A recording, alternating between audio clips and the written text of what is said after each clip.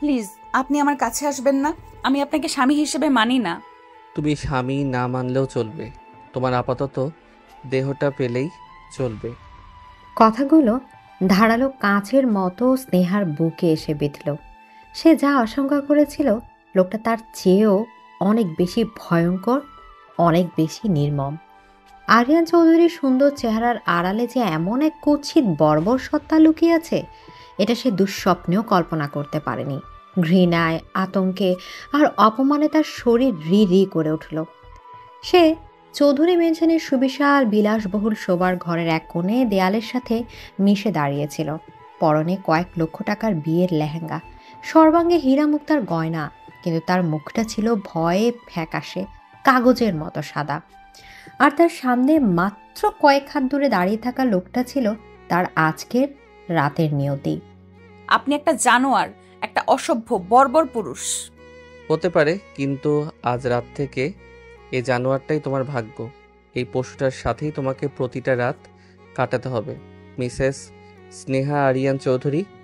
Mrs Sneha Aryan Chowdhury নিজের নামের সাথে এই লোকটার নাম জুড়ে দেওয়াটা তার কাছে পৃথিবীর সবচেয়ে বড় অপমান বলে মনে হলো। আরিয়ানের প্রতিটি পদক্ষেপের সাথে স্নেহা আরো বেশি করে দেয়ালের সাথে পিষে যাওয়ার চেষ্টা করছিল। এই মুহূর্তে তার কেবলই মনে পড়ছিল আজকের দিনের ঘটনাগুলো, যা তাকে ওই দুঃস্বপ্নের দোরগোড়ায় এনে দাঁড় করিয়েছে। কিছুক্ষণ আগের স্মৃতি, আলো ঝলমলে মঞ্চে কাজী সাহেব যখন তাকে কবুল বলতে বলেছিলেন, স্নেহার মনে হচ্ছিল কেউ যেন তার গলাটা দু হাতে চেপে ধরেছে। মা বলো কবুল। স্নেহা তাকিয়েছিল তার বাবার দিকে। জনাব ইকবাল রহমান এক সময়কার সফল ব্যবসায়ী আজ মাথা নিচু করে বসে আছেন। তার চোখে মুখে কেবলই অসহায়ত্ব আর অপরাধবোধ। স্নেহা জানে তার এই একটা শব্দের উপরে নির্ভর করছে তার পুরো পরিবারের ভবিষ্যৎ, তার বাবার সারা জীবনের সম্মান। চোখ বন্ধ করতে ভেসে উঠল আকাশের মুখটা। একটা তীব্র যন্ত্রণা তার বুকের ভেতরটা দুমড়ে মুচড়ে দিল। ঠিক সেই মুহূর্তে সে তার পাশে অনুভব করেছিল আরিয়ানের শীতল উপস্থিতি। আর কত নাটক করবে, সবাই তাকিয়ে আছে। সেই শীতল কণ্ঠস্বর স্নেহার ঘোর ভাঙিয়ে দিয়েছিল।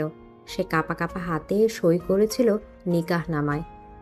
কবুল শব্দটা তার মুখ থেকে বের হয়নি, শুধু অস্পষ্ট একটা আওয়াজ হয়েছিল। সেই মুহূর্তে সে বিক্রি হয়ে গেছিল এই ক্ষমতাধর হৃদয়হীন মানুষটার কাছে। বর্তমান আরিয়ানের পারফিউমের তীব্র গন্ধ স্নেহার চিন্তায় ছেদ ঘটালো। সে বাস্তবে ফিরে এলো। আরিয়ান এখন তার থেকে মাত্র এক হাত দূরে দাঁড়িয়ে। কি ভাবছো? তোমার ওই আকাশের কথা, যার জন্য তুমি আমার স্ত্রী হওয়ার পরেও পবিত্র নও? আকাশের নামটা আরিয়ানের মুখে শুনে স্নেহার রক্ত হিম হয়ে গেল। এই লোকটা সব জানে, জেনে বুঝেই তাকে এই নরকে টেনে এনেছে। ওর নাম আপনার এই নোংরা মুখে আনবেন না। আপনি ওর পায়ের নখেরও যোগ্য না। স্নেহার এই স্পর্ধা দেখে আরিয়ান এবার অট্ট হাসিতে ফেটে পড়ল। সেই হাসিতে কোনো আনন্দ ছিল না, ছিল কেবলই হিংস্রতা আর বিদ্রুপ। বাহ, প্রেমিকের জন্য দেখছি অনেক দরদ, কিন্তু লাভ কি হলো?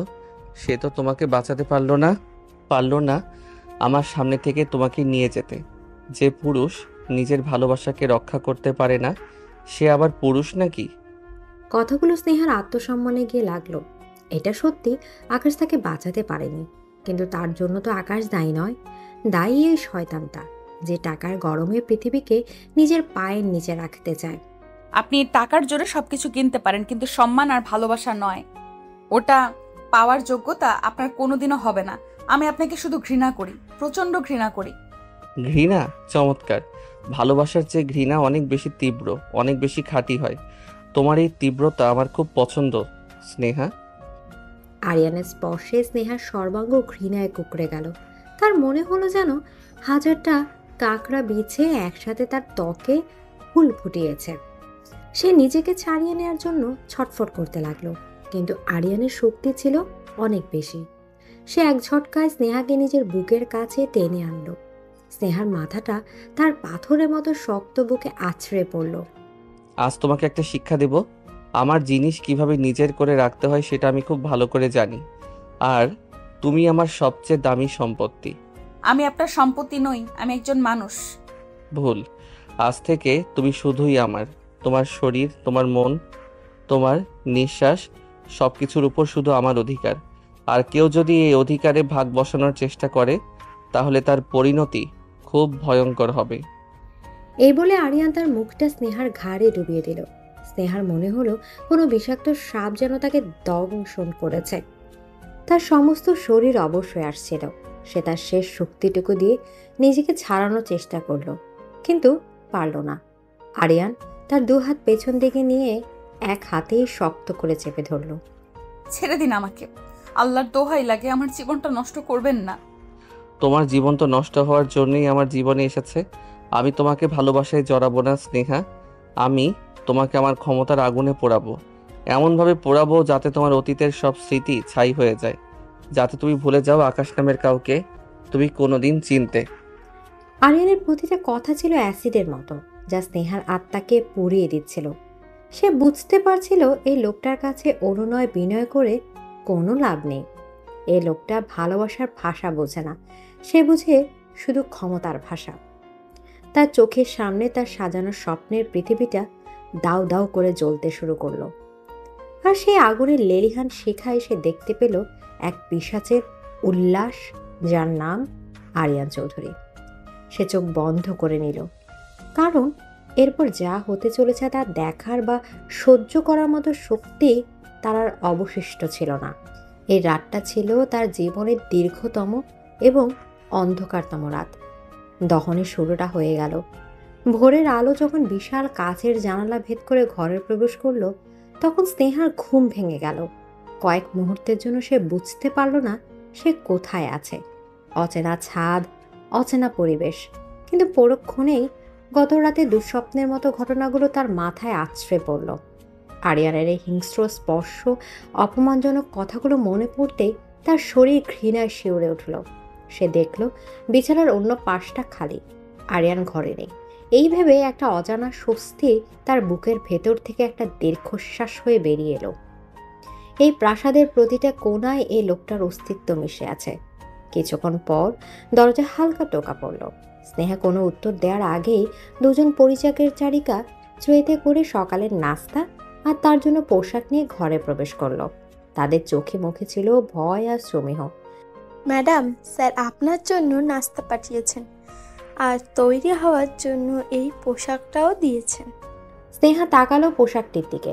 একটা সাধারণ সালোয়ার কামিজ, কিন্তু দেখে বোঝা যাচ্ছে অবিশ্বাস্য রকম দামি। সে কোনো কথা না বলে বাথরুমের দিকে এগিয়ে গেল। আয়নার সামনে দাঁড়িয়ে নিজের প্রতিবিম্ব দেখে সে নিজেই চমকে উঠল। চোখ দুটো কান্নায় ফুলে লাল হয়ে আছে, সারা মুখে ক্লান্তি আর আতঙ্কের ছাপ। গতরাতের পর সে যেন নিজেকেই চিনতে পারছিল না। এই মেয়েটা সেই প্রাণোচ্ছল স্নেহা নয়, এ যেন এক জীবন্ত লাশ। আমাকে এখান থেকে বের হতে হবে, যেভাবেই হোক। তৈরি হয়ে সে যখন বিশাল ডাইনিং হলে এলো, তখন দেখলো আরিয়ান সেখানে আগে থেকেই বসে আছে। তার পরনে নিখুঁত বিজনেস স্যুট, হাতে ট্যাবলেট। তাকে দেখে মনে হচ্ছিল গতরাতে কিছুই হয়নি। এমন শান্ত, এমন স্বাভাবিক।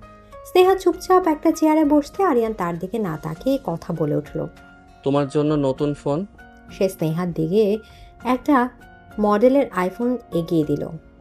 এখানে শুধু একটাই নম্বর সেভ করা আছে, আমার। তোমার যখন যা প্রয়োজন হবে আমাকে ফোন করবে। বাইরের পৃথিবীর সাথে যোগাযোগের কোনো প্রয়োজন তোমার নেই। আর যদি প্রয়োজন হয় আমার বাবা মায়ের সাথেও কথা বলতে দিবেন না? আমি যখন চাইবো তখন আমি নিজেই তোমার বাবার সাথে কথা বলিয়ে দেব। আমার অনুমতি ছাড়া কোনো কিছু করার চেষ্টা করবে না স্নেহা, ফলাফল ভালো হবে না। আশা করি গত রাতের পর সেই বিষয়ে তোমার আর কোনো সন্দেহ নেই। স্নেহা চুপ করে গেল। এই লোকটার সাথে তর্ক করে লাভ নেই। সে নীরবে খাওয়ার অভিনয় করতে লাগলো। তার প্রতিটা মুহূর্ত পরক্ষণেই যেন চারপাশ অদৃশ্য দেয়াল তুলে দিয়েছে আরিয়ান। এই বাড়িটা একটা সোনার খাঁচা ছাড়া আর কিছুই নয়। আজ সন্ধ্যায় আমাদের একটা বিজনেস পার্টিতে যেতে হবে, তৈরি থেকো। সবাই আমার স্ত্রীকে দেখার জন্য অপেক্ষা করছে। আমার কোথাও যাওয়ার ইচ্ছে নেই। তোমার ইচ্ছের কোনো দাম নেই এই বাড়িতে। যে আমি বলবো তাই হবে। তুমি আমার স্ত্রী, আমার সম্মান। তোমাকে আমার পাশে হাসি মুখে দাঁড়াতে হবে। অভিনয়টা নিখুঁত হওয়া চাই। আর যদি তুমি তা না পারো তাহলে তোমার বাবার ব্যবসার কি অবস্থা হবে সেটা নিশ্চয়ই আর বুঝিয়ে বলতে হবে না। বাবার কথা শুনে স্নেহা আবার হেরে গেল। তার সবচেয়ে দুর্বল জায়গাটা আরিয়ান জেনে গেছে এবং সেটার ব্যবহার করতে এক মুহূর্ত দেরি করছে না। সারাটা দিন স্নেহা প্রাসাদের মতো বাড়িতে একাকী ঘুরে বেড়ালো। লাইব্রেরিতে হাজার হাজার বই, কিন্তু একটা অক্ষরও তার মাথায় ঢুকছিল না। সুইমিং পুলের নীল জল তাকে ডাকছিল, কিন্তু তার মনে হচ্ছিল ওটা যেন অতল গভীর কোনো খাদ। বিকেলে পরিচারিকারা এসে তাকে সন্ধ্যার পার্টির জন্য তৈরি করতে শুরু করলো। দামি নীল রঙের শাড়ি, গলায় হীরের নেকলেস। নিজেকে তার আয়নার দিকে মনে হচ্ছিল এক সেজেগুজে থাকা পুতুল, যার কোনো প্রাণ নেই। পার্টিতে গিয়ে স্নেহা এক অন্য আরিয়ানকে দেখল। সবার সাথে হাসি মুখে কথা বলছে, আত্মবিশ্বাসের সাথে নিজের ব্যবসার কথা বলছে। সবাই তাকে সমীহ করছে, ভয় পাচ্ছে। আরিয়ান এবার তাকে স্নেহাকে পরিচয় করে দিচ্ছিল, আমার ভালোবাসা, আমার স্ত্রী বলে। স্নেহা তখন অভিনয় করে হাসতে গিয়ে গাল ব্যথা করছিল, কিন্তু সে বাধ্য ছিল, কারণ আরিয়ানের শক্ত হাতটা তার কোমর এমনভাবে ধরেছিল যা বাইরে থেকে দেখলে মনে হবে ভালোবাসার স্পর্শ, কিন্তু স্নেহা জানে ওটা ছিল এক শীতল সতর্ক বার্তা। পার্টি থেকে ফেরার পথে গাড়িতে আরিয়ান হঠাৎ স্নেহাকে জিজ্ঞেস করলো, তোমার মাথা ধরেছে? স্নেহা অবাক হয়ে তার দিকে তাকালো। পার্টিতে দু একবার সে কপালে হাত দিয়েছিল, এই লোকটা সেটাও খেয়াল করেছে। সামান্য। বাড়ি ফেরার পর স্নেহা অবাক হয়ে দেখল তাদের ঘরের পাশে রাখা টেবিলে এক কাপ গরম জেসমিন চা আর ব্যথানাশক ট্যাবলেট রাখা। পরিচারিকা জানালো স্যার পাঠিয়েছেন। এই অপ্রত্যাশিত যত্নে স্নেহার মনটা আরো বিভ্রান্ত হয়ে গেল। যে লোকটা তাকে মানসিকভাবে ছিঁড়ে ছুঁড়ে ফেলছে, সে আবার তার শারীরিক কষ্টের এত খেয়াল রাখছে। এটা কি ভালোবাসা, নাকি নিজের দামি সম্পত্তির যত্ন নেয়া? রাতে আরিয়ান যখন ঘরে এলো, স্নেহা ভয়ে কুকড়ে বিছানায় একপাশে সরে গেল, কিন্তু আরিয়ান তার কাছে না এসে সোফায় গিয়ে বসলো। চাটা খেয়ে ওষুধ খেয়ে নিও। স্নেহা কোনো উত্তর দিল না। আমি জানি তুমি আমাকে ঘৃণা করো স্নেহা, তোমার এই ঘৃণাকে আমি উপভোগ করি, কিন্তু একটা কথা মনে রাখবে, তুমি অসুস্থ হলে আমার ভালো লাগে না, কারণ আমার জিনিসের কোনো ক্ষতি হোক তা আমি সহ্য করতে পারি না। আরিয়ানের এই কথায় স্নেহা তার প্রশ্নের উত্তর পেয়ে গেল। এটা যত্ন, তবে ভালোবাসার নয়, অধিকারের। সে রাতে আরিয়ান তাকে স্পর্শ করল না, কিন্তু তার উপস্থিতিতে স্নেহার জন্য ছিল হাজারো স্পর্শের চেয়েও বেশি যন্ত্রণাদায়ক। স্নেহা ঘুমানোর ভান করে চোখ বন্ধ করে রইল। তার মনের ভেতর তখন একটাই চিন্তা, এই সোনার খাঁচা ভেঙে তাকে পালাতেই হবে। সে আকাশের কথা ভাবল। আকাশ কি তাকে খুঁজছে? সে কি জানে তার স্নেহা কোন নরকের মধ্যে দিন কাটাচ্ছে? ভালোবাসার স্মৃতিগুলোই ছিল এই কারাগারে তার বেঁচে থাকার একমাত্র শক্তি। দিনগুলো একঘেয়ে আর শ্বাসরুদ্ধকরভাবে কাটছিল। আরিয়ানের তৈরি করা রুটিন বাধা ছিল স্নেহার জীবন। সকালে একসাথে নাস্তা, দুপুরে নিঃসঙ্গতা, আর রাতে আরিয়ানের শীতল উপস্থিতি। আরিয়ান তার সাথে খুব বেশি কথা বলতো না, কিন্তু তার তীক্ষ্ণ দৃষ্টি সবসময় স্নেহার উপর থাকতো। স্নেহার মনে হতো সে যেন এক কাচের বাক্সে বন্দী, যার প্রতিটা নড়াচড়া বাইরে থেকে স্পষ্ট দেখা যায়। আকাশের সাথে যোগাযোগ করার জন্য সে ছটফট করছিল, কিন্তু কোনো পথই খুঁজে পাচ্ছিল না। তার নতুন ফোনে আরিয়ানের নম্বর ছাড়ার কিছু ছিল না, আর বাড়ির প্রতিটা কোণায় ছিল সিসিটিভি ক্যামেরা। একদিন দুপুরে লাইব্রেরিতে বসে থাকার সময় বাড়ির এক বৃদ্ধ পরিচারক হাশেম চাচা তার জন্য জুস নিয়ে এলেন। হাশেম চাচা এই বাড়িতে আরিয়ানের জন্মের আগে থেকেই আছেন। স্নেহাকে বিষণ্ণ বসে থাকতে দেখে তিনি সাহস করে কথা বললেন। ছোট ম্যাম, আপনার মুখটা সবসময় এমন মলিন থাকে কেন? না, কিছু না চাচা। আমি এই বাড়ির দেয়ালকেও চিনি। ছোট স্যারের মেজাজ আমি জানি। উনি বাইরে থেকে যেমন কঠিন, ভেতরটা তেমন নয়। আপনাকে উনি অনেক ভালোবাসেন। ভালোবাসা? এটাকে ভালোবাসা বলে? স্নেহা হাশেম চাচার সরলতার কোনো আশা খুঁজে পেল না, কিন্তু কয়েকদিন পর ঘটল এক অপ্রত্যাশিত ঘটনা। গভীর রাতে যখন আরিয়ান ব্যবসার কাজে বিদেশে ছিল, স্নেহা ঘুম ভেঙে পানি খেতে উঠেছিল। হঠাৎ তার চোখে পড়ল আরিয়ানের ডেস্কের ড্রয়ারটার দিকে, যেটা সামান্য খোলা। কৌতূহলবশত সে ড্রয়ারটা খুলতেই ভেতরে একটা পুরনো ভাঙা স্ক্রিনের ফোন দেখতে পেল। এটা তার ফোন, যেটা সে ভেবেছিল আরিয়ান প্রথম দিনই ভেঙে ফেলেছিল। তাহলে কি এটা অন্য কোনো ফোন ছিল, নাকি আরিয়ান এটা রেখে দিয়েছে? স্নেহার বুকটা উত্তেজনা ধরফর করতে লাগলো। সে কাঁপা কাঁপা হাতে ফোনটা অন করলো। ভাগ্যক্রমে ফোনে চার্জ ছিল। সে দ্রুত সিম কার্ডটা খুলে তার নতুন আইফোনে লাগালো। নেটওয়ার্ক আসতেই একটার পর একটা মেসেজ ঢুকতে শুরু করলো। তার মধ্যে আকাশের পাঠানো অসংখ্য মেসেজ আর মিসড কল। স্নেহা, তুমি কোথায়? কি হয়েছে তোমার? তোমার বাবা কিছু বলছেন না কেন? আমি আমি তোমাকে ছাড়া বাঁচবো না। প্লিজ প্লিজ একবার যোগাযোগ করো। মেসেজগুলো পড়ে স্নেহার চোখে পানি চলে এলো। আকাশ তাকে ভোলেনি, সে তাকে খুঁজছে। এই অনুভূতিটা তাকে নতুন করে বাঁচার শক্তি দিল। সে কাঁপা কাঁপা আঙ্গুলে আকাশকে মেসেজ লিখলো। আকাশ, আমি বেঁচে আছি, কিন্তু খুব বিপদে আছি, আমাকে এখান থেকে নিয়ে যাও। মেসেজ পাঠিয়ে সে সিমটা খুলে আবার পুরনো ফোনে রেখে দিল এবং ফোনটা লুকিয়ে ফেললো তার ওয়ার্ড্রপের ভেতরে কাপড়ের স্তূপের নিচে। পরদিন সকাল থেকে সে আকাশের উত্তরের জন্য অপেক্ষা করতে লাগলো। আরিয়ানের অনুপস্থিতিতে বাড়ির পরিবেশটা একটু হালকা ছিল, যা স্নেহাকে কিছুটা স্বস্তি দিচ্ছিল। দুপুরে তার ফোনে একটা অজানা নম্বর থেকে মেসেজ এলো। আমি আকাশ, এটা আমার নতুন নাম্বার। আজ রাত 12টায় ফোন করব, তৈরি থেকো। স্নেহা উত্তেজনায় ভয়ে প্রায় কাঁপছিল। সে কি পারবে আরিয়ানের চোখ এড়িয়ে কথা বলতে? রাত 12টা বাজার জন্য সে প্রতিটা সেকেন্ড গুনতে লাগলো। ঠিক সময়ে ফোনটা ভাইব্রেট করে উঠল। স্নেহা বারান্দার সবচেয়ে অন্ধকার কোনায় গিয়ে ফোনটা ধরল। হ্যালো আকাশ। স্নেহা, আমার সোনা, অবশেষে অবশেষে তোমার গলাটা তো শুনলাম। তুমি তুমি ঠিক আছো তো? ওই লোকটা তোমার কোনো ক্ষতি করেনি তো? বলো বলো প্লিজ। আমি ভালো নেই আকাশ, আমি এক মুহূর্ত এখানে থাকতে চাই না। তুমি আমাকে এখান থেকে নিয়ে যাবে বলেছিলে, কবে আসবে তুমি? আমি সব ব্যবস্থা করছি সোনা, কিন্তু আরিয়ান চৌধুরী খুব ক্ষমতাশালী লোক। তার বিরুদ্ধে যাওয়া সহজ নয়। আমাকে একটু সময় দিতে হবে। আচ্ছা আচ্ছা, তুমি এখন কোথায় আছো? বাড়িটা কেমন? সিকিউরিটি কেমন? প্লিজ বলো। আকাশের কণ্ঠে ভালোবাসার চেয়ে বেশি ছিল কৌতূহল। সে বাড়ি, আরিয়ানের ব্যবসা, সম্পত্তি নিয়ে অনেকগুলো প্রশ্ন করল। স্নেহা ভালোবাসার আবেগে অন্ধে ছিল, তাই সে এই বিষয়গুলো তেমনভাবে খেয়াল করলো না। সে আকাশকে সব খুলে বলল। চিন্তা করো না, আমি খুব তাড়াতাড়ি তোমাকে উদ্ধার করার জন্য প্ল্যান করছি। তুমি খুব সাবধানে থেকো। আর হ্যাঁ, তোমার স্বামী তোমাকে কি কি দিয়েছে? কোনো দামি গয়না বা টাকা? যা পারো সাথে করে নিয়ে আসার চেষ্টা করবে। হ্যাঁ, আমাদের নতুন জীবন শুরু করতে ওগুলো কাজে লাগবে। হ্যাঁ, বুঝেছো? হ্যাঁ, কাজে লাগবে। হ্যাঁ।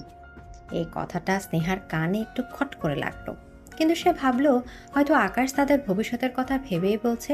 সে কিছু বলতে যাওয়ার আগেই ঘরের দরজা খোলার শব্দ হলো। আরিয়ান ফিরে এসেছে নির্ধারিত সময়ের একদিন আগে। আকাশ, আমাকে এখন রাখতে হবে, ও চলে এসেছে। স্নেহা দ্রুত ফোনটা কেটে দিয়ে ঘরে ঢুকে পড়ল, কিন্তু ততক্ষণে অনেক দেরি হয়ে গেছে। আরিয়ান দরজায় দাঁড়িয়েছিল, তার হাতে একটা ট্যাবলেট, যেটা স্ক্রিনে জলজল করছিল একটা লাইভ অডিও রেকর্ডিংয়ের ক্রাফট। আরিয়ানের মুখটা ছিল বরফের মতো ঠান্ডা আর চোখ দুটো ছিল আগুনের মতো লাল। স্বাগতম জানাবে না আমাকে, প্রিয়তমা স্ত্রী? কার সাথে এত রাতে ফিসফিস করে কথা বলছিলে? তোমার আকাশের সাথে? স্নেহার পায়ের নিচে মাটি সরে গেল, তার সারা শরীর বেয়ে ঠান্ডা ঘাম নামতে শুরু করলো। সে বুঝতে পারলো এ বাড়িতে কোনো কিছুই আরিয়ানের নজরে এড়ায় না। তার প্রতিটা কথা, প্রতিটি নিঃশ্বাস রেকর্ড করা হয়েছে।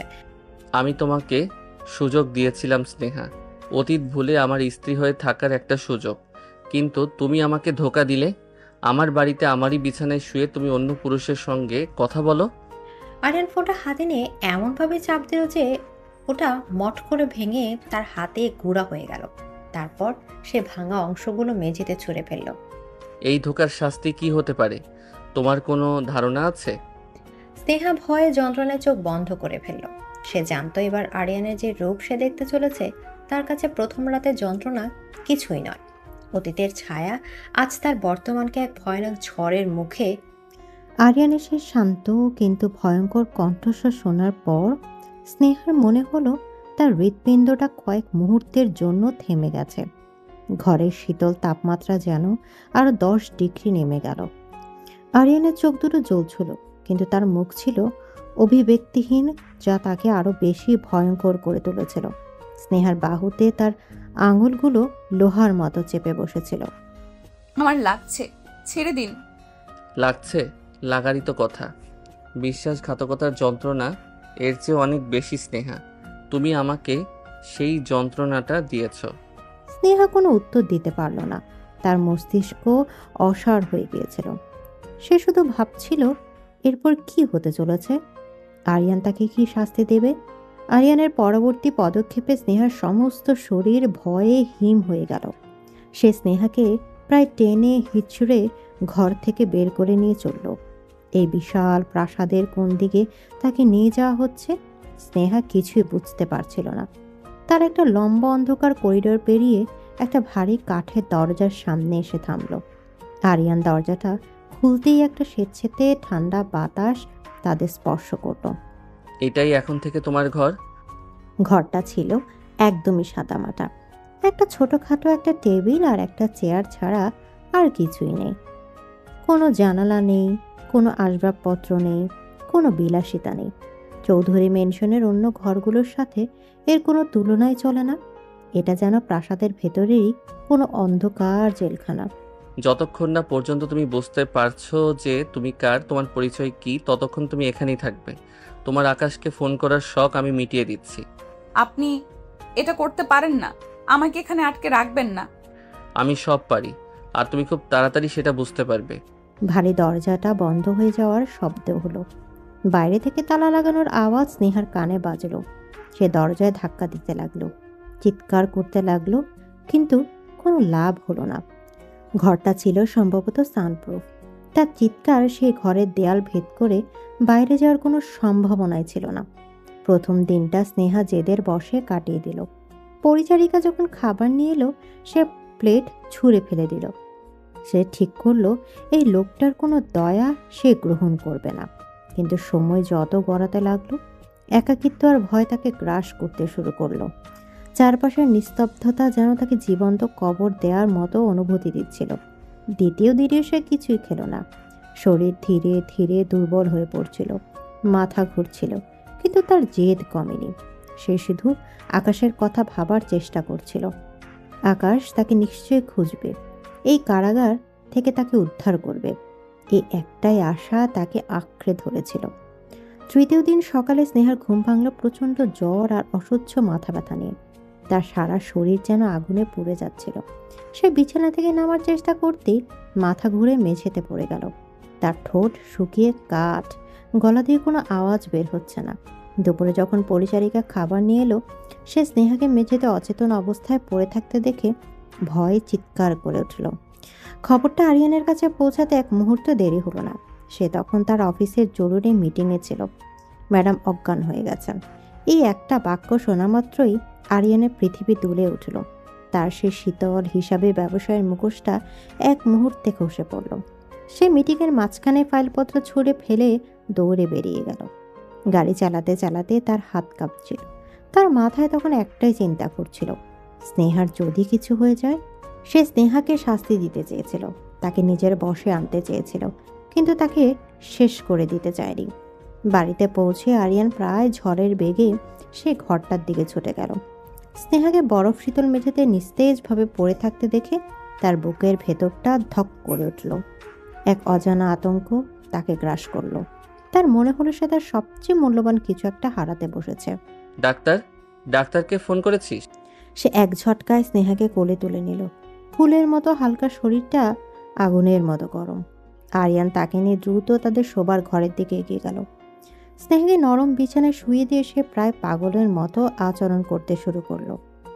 বাড়ির সেরা ডাক্তার কয়েক মিনিটের মধ্যেই হাজির হলেন। মারাত্মক জ্বর, ডিহাইড্রেশন আর দুর্বলতার কারণে এমনটা হয়েছে। কয়েকদিন ধরে কি উনি কিছু খাননি? ডাক্তারের প্রশ্নটা আরিয়ানের বুকে ছুরির মতো বিঁধল। তার দেওয়া শাস্তির কারণে স্নেহার এই অবস্থা। এক তীব্র অপরাধ বোধ তাকে ঘিরে ধরল। আমার স্ত্রী কতক্ষণে সুস্থ হবে? চিন্তা করবেন না, আমি ইনজেকশন আর স্যালাইন দিয়ে দিয়েছি। তবে ওনাকে যত্ন করতে হবে, কপালে নিয়মিত জলপট্টি দিতে হবে। ডাক্তার আর নার্সরা তাদের কাজ করছিল, কিন্তু আরিয়ান এক মুহূর্তের জন্য স্নেহার পাশ থেকে সরল না। সে নার্সকে সরিয়ে দিয়ে নিজেই ভেজা কাপড় দিয়ে স্নেহার কপাল মুছতে লাগলো। তার চোখে মুখে ছিল রাজ্যের উদ্বেগ আর ভয়। সে কঠিন নির্মম আরিয়ান চৌধুরীকে এই মুহূর্তে দেখলে কেউ চিনতেই পারবে না। জ্বরের ঘোরে স্নেহা আবুল তাবুল বকছিল। সে কখনো তার বাবাকে ডাকছিল, কখনো কাঁদছিল। আরিয়ান স্থির হয়ে তার পাশে বসে সব শুনছিল। মধ্যরাতে জ্বরের ঘোরে স্নেহার ঠোঁট দুটো নড়ে উঠল। আকাশ, আমাকে নিয়ে যাও। নামটা শোনার সাথে সাথে আরিয়ানের হাতটা থেমে গেল। তার মুখটা যা এতক্ষণ উদ্বেগে নরম হয়েছিল, মুহূর্তেই আবার কঠিন হয়ে গেল। যে মেয়েটার জন্য সে এতটা অস্থির, সে কিনা এই অবস্থাতে অন্য পুরুষের নাম নিচ্ছে। এক তীব্র ঈর্ষার যন্ত্রণা তার ভেতরটা পুড়িয়ে দিচ্ছিল। তার মনে হচ্ছিল স্নেহার গলা টিপে ধরে, কিন্তু পরক্ষণে স্নেহার যন্ত্রণা কাতর মুখের দিকে তাকিয়ে তার রাগটা অসহায়ত্বে পরিণত হলো। তুমি শুধু আমার স্নেহা, শুধু আমার। আমি তোমাকে কিছুতেই হারাতে পারবো না, কিছুতেই না। আরিয়ান উঠে গিয়ে ব্যালকনিতে দাঁড়ালো। বাইরে ঝুম বৃষ্টি নেমেছে। সেই বৃষ্টির মতোই তার মনের ভেতরও চলছিল তুমুল ঝড়। একদিকে স্নেহার প্রতি তার তীব্র ভালোবাসা আর হারানোর ভয়, অন্যদিকে স্নেহার বিশ্বাসঘাতকতার জন্য জন্মানো প্রচণ্ড ঘৃণা আর রাগ।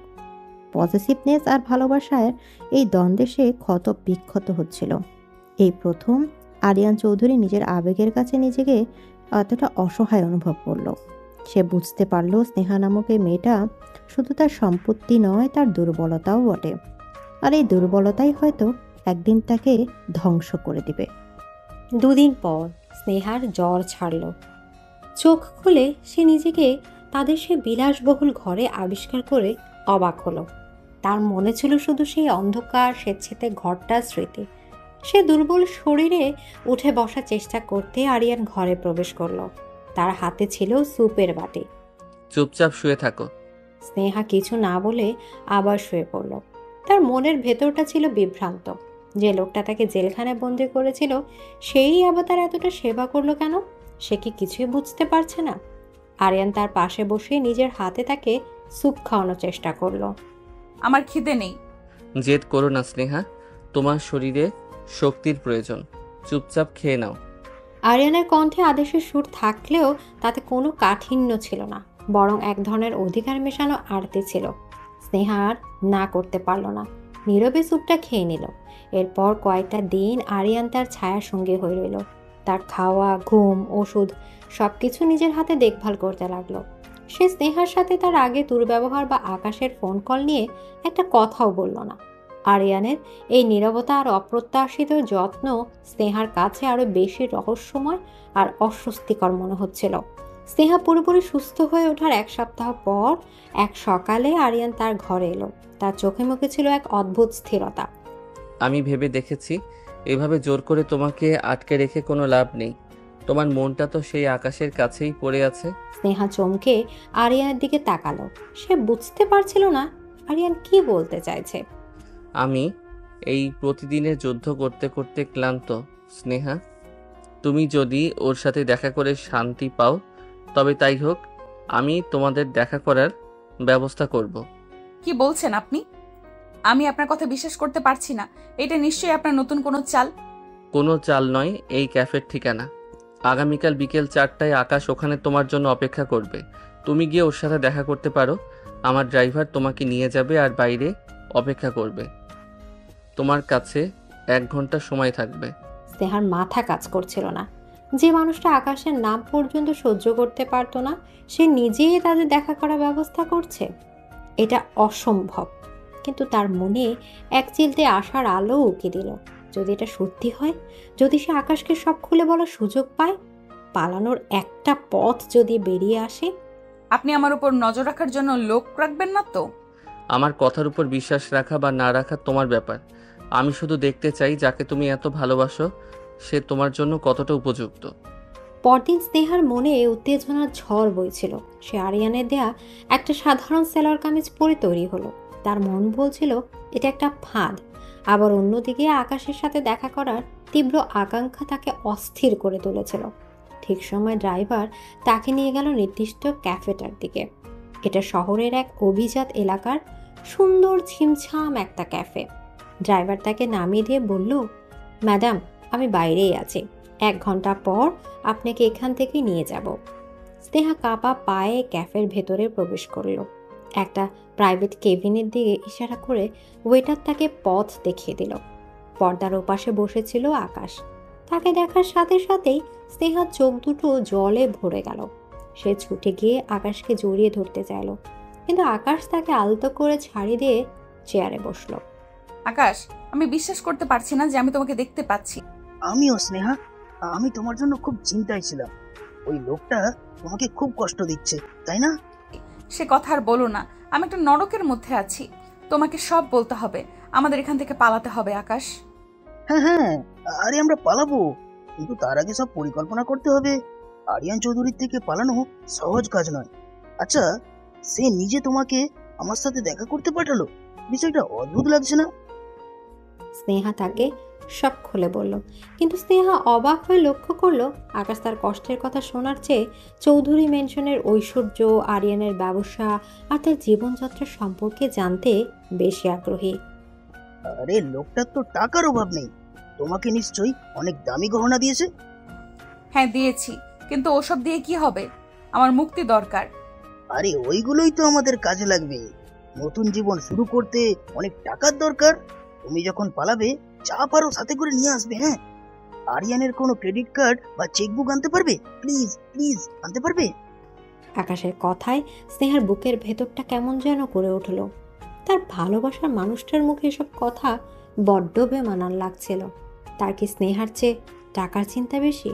স্নেহা মনকে বোঝালো হয়তো সে তাদের ভবিষ্যতের কথা ভেবেই এতটা বাস্তববাদী হওয়ার চেষ্টা করছে। সময় প্রায় শেষ হয়ে আসছিল। তারা যখন কথা বলতে বলতে কেবিন থেকে বের হওয়ার জন্য প্রস্তুতি নিচ্ছিল, ঠিক তখনই পাশের টেবিল থেকে একটা ছোট বাচ্চা দৌড়ে এসে আকাশের পা জড়িয়ে ধরল। বাবা, তুমি এখানে? বাবা ডাকটা শুনে স্নেহা যেন জমে গেল। আকাশের মুহূর্তে ফ্যাকাশে হয়ে গেল, যেন কেউ তার রক্ত শুষে নিয়েছে। স্নেহা বাচ্চাটার পেছন পেছন এগিয়ে আসা মহিলাটার দিকে তাকালো। মহিলার চোখে ছিল আগুন আর তীব্র ঘৃণা। তিনি সরাসরি আকাশের দিকে তাকিয়েছিলেন। তাহলে এই মেয়ের জন্যই তুমি আমার আর আমার সন্তানের ফোন ধরো না? নতুন শিকার জুটিয়েছো?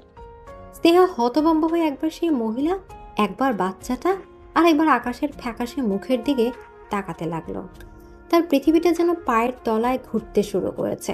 তার মস্তিষ্ক কোনো কিছুই ঠিকভাবে প্রক্রিয়া করতে পারছিল না। বাবা, শিকার, আমার সন্তান, এই শব্দগুলো হাতুড়ির মতো তার মাথায় আঘাত করছিল। বাবা ছোট্ট শিশুটির মুখ থেকে বের হওয়া এই একটা শব্দ যেন এক মুহূর্তে গোটা ক্যাফের বাতাসকে স্তব্ধ করে দিল। সময় যেন স্নেহার জন্য সেখানেই থেমে গিয়েছিল। তার পৃথিবীটা বন বন করে ঘুরতে শুরু করলো। সে হতভম্ব হয়ে একবার সেই অগ্নিমূর্তি মহিলার দিকে, একবার ভয় বিবর্ণ হয়ে যাওয়া আকাশের দিকে, আর একবার নিষ্পাপ শিশুটির দিকে তাকাচ্ছিল। আকাশ মরিয়া হয়ে পরিস্থিতি সামাল দেওয়ার চেষ্টা করলো। স্নেহা, স্নেহা, তুমি তুমি ওকে বিশ্বাস করো না প্লিজ। ওই মহিলাটা অনেক প্রতারক।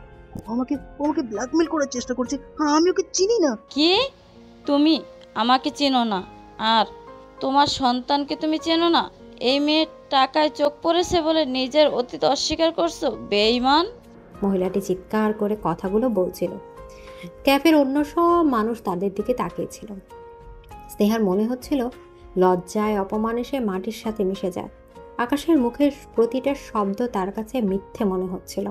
তার চোখের ভয়, তার তোতলানো কথা, সব কিছুই তার অপরাধের সাক্ষ্য দিচ্ছিল।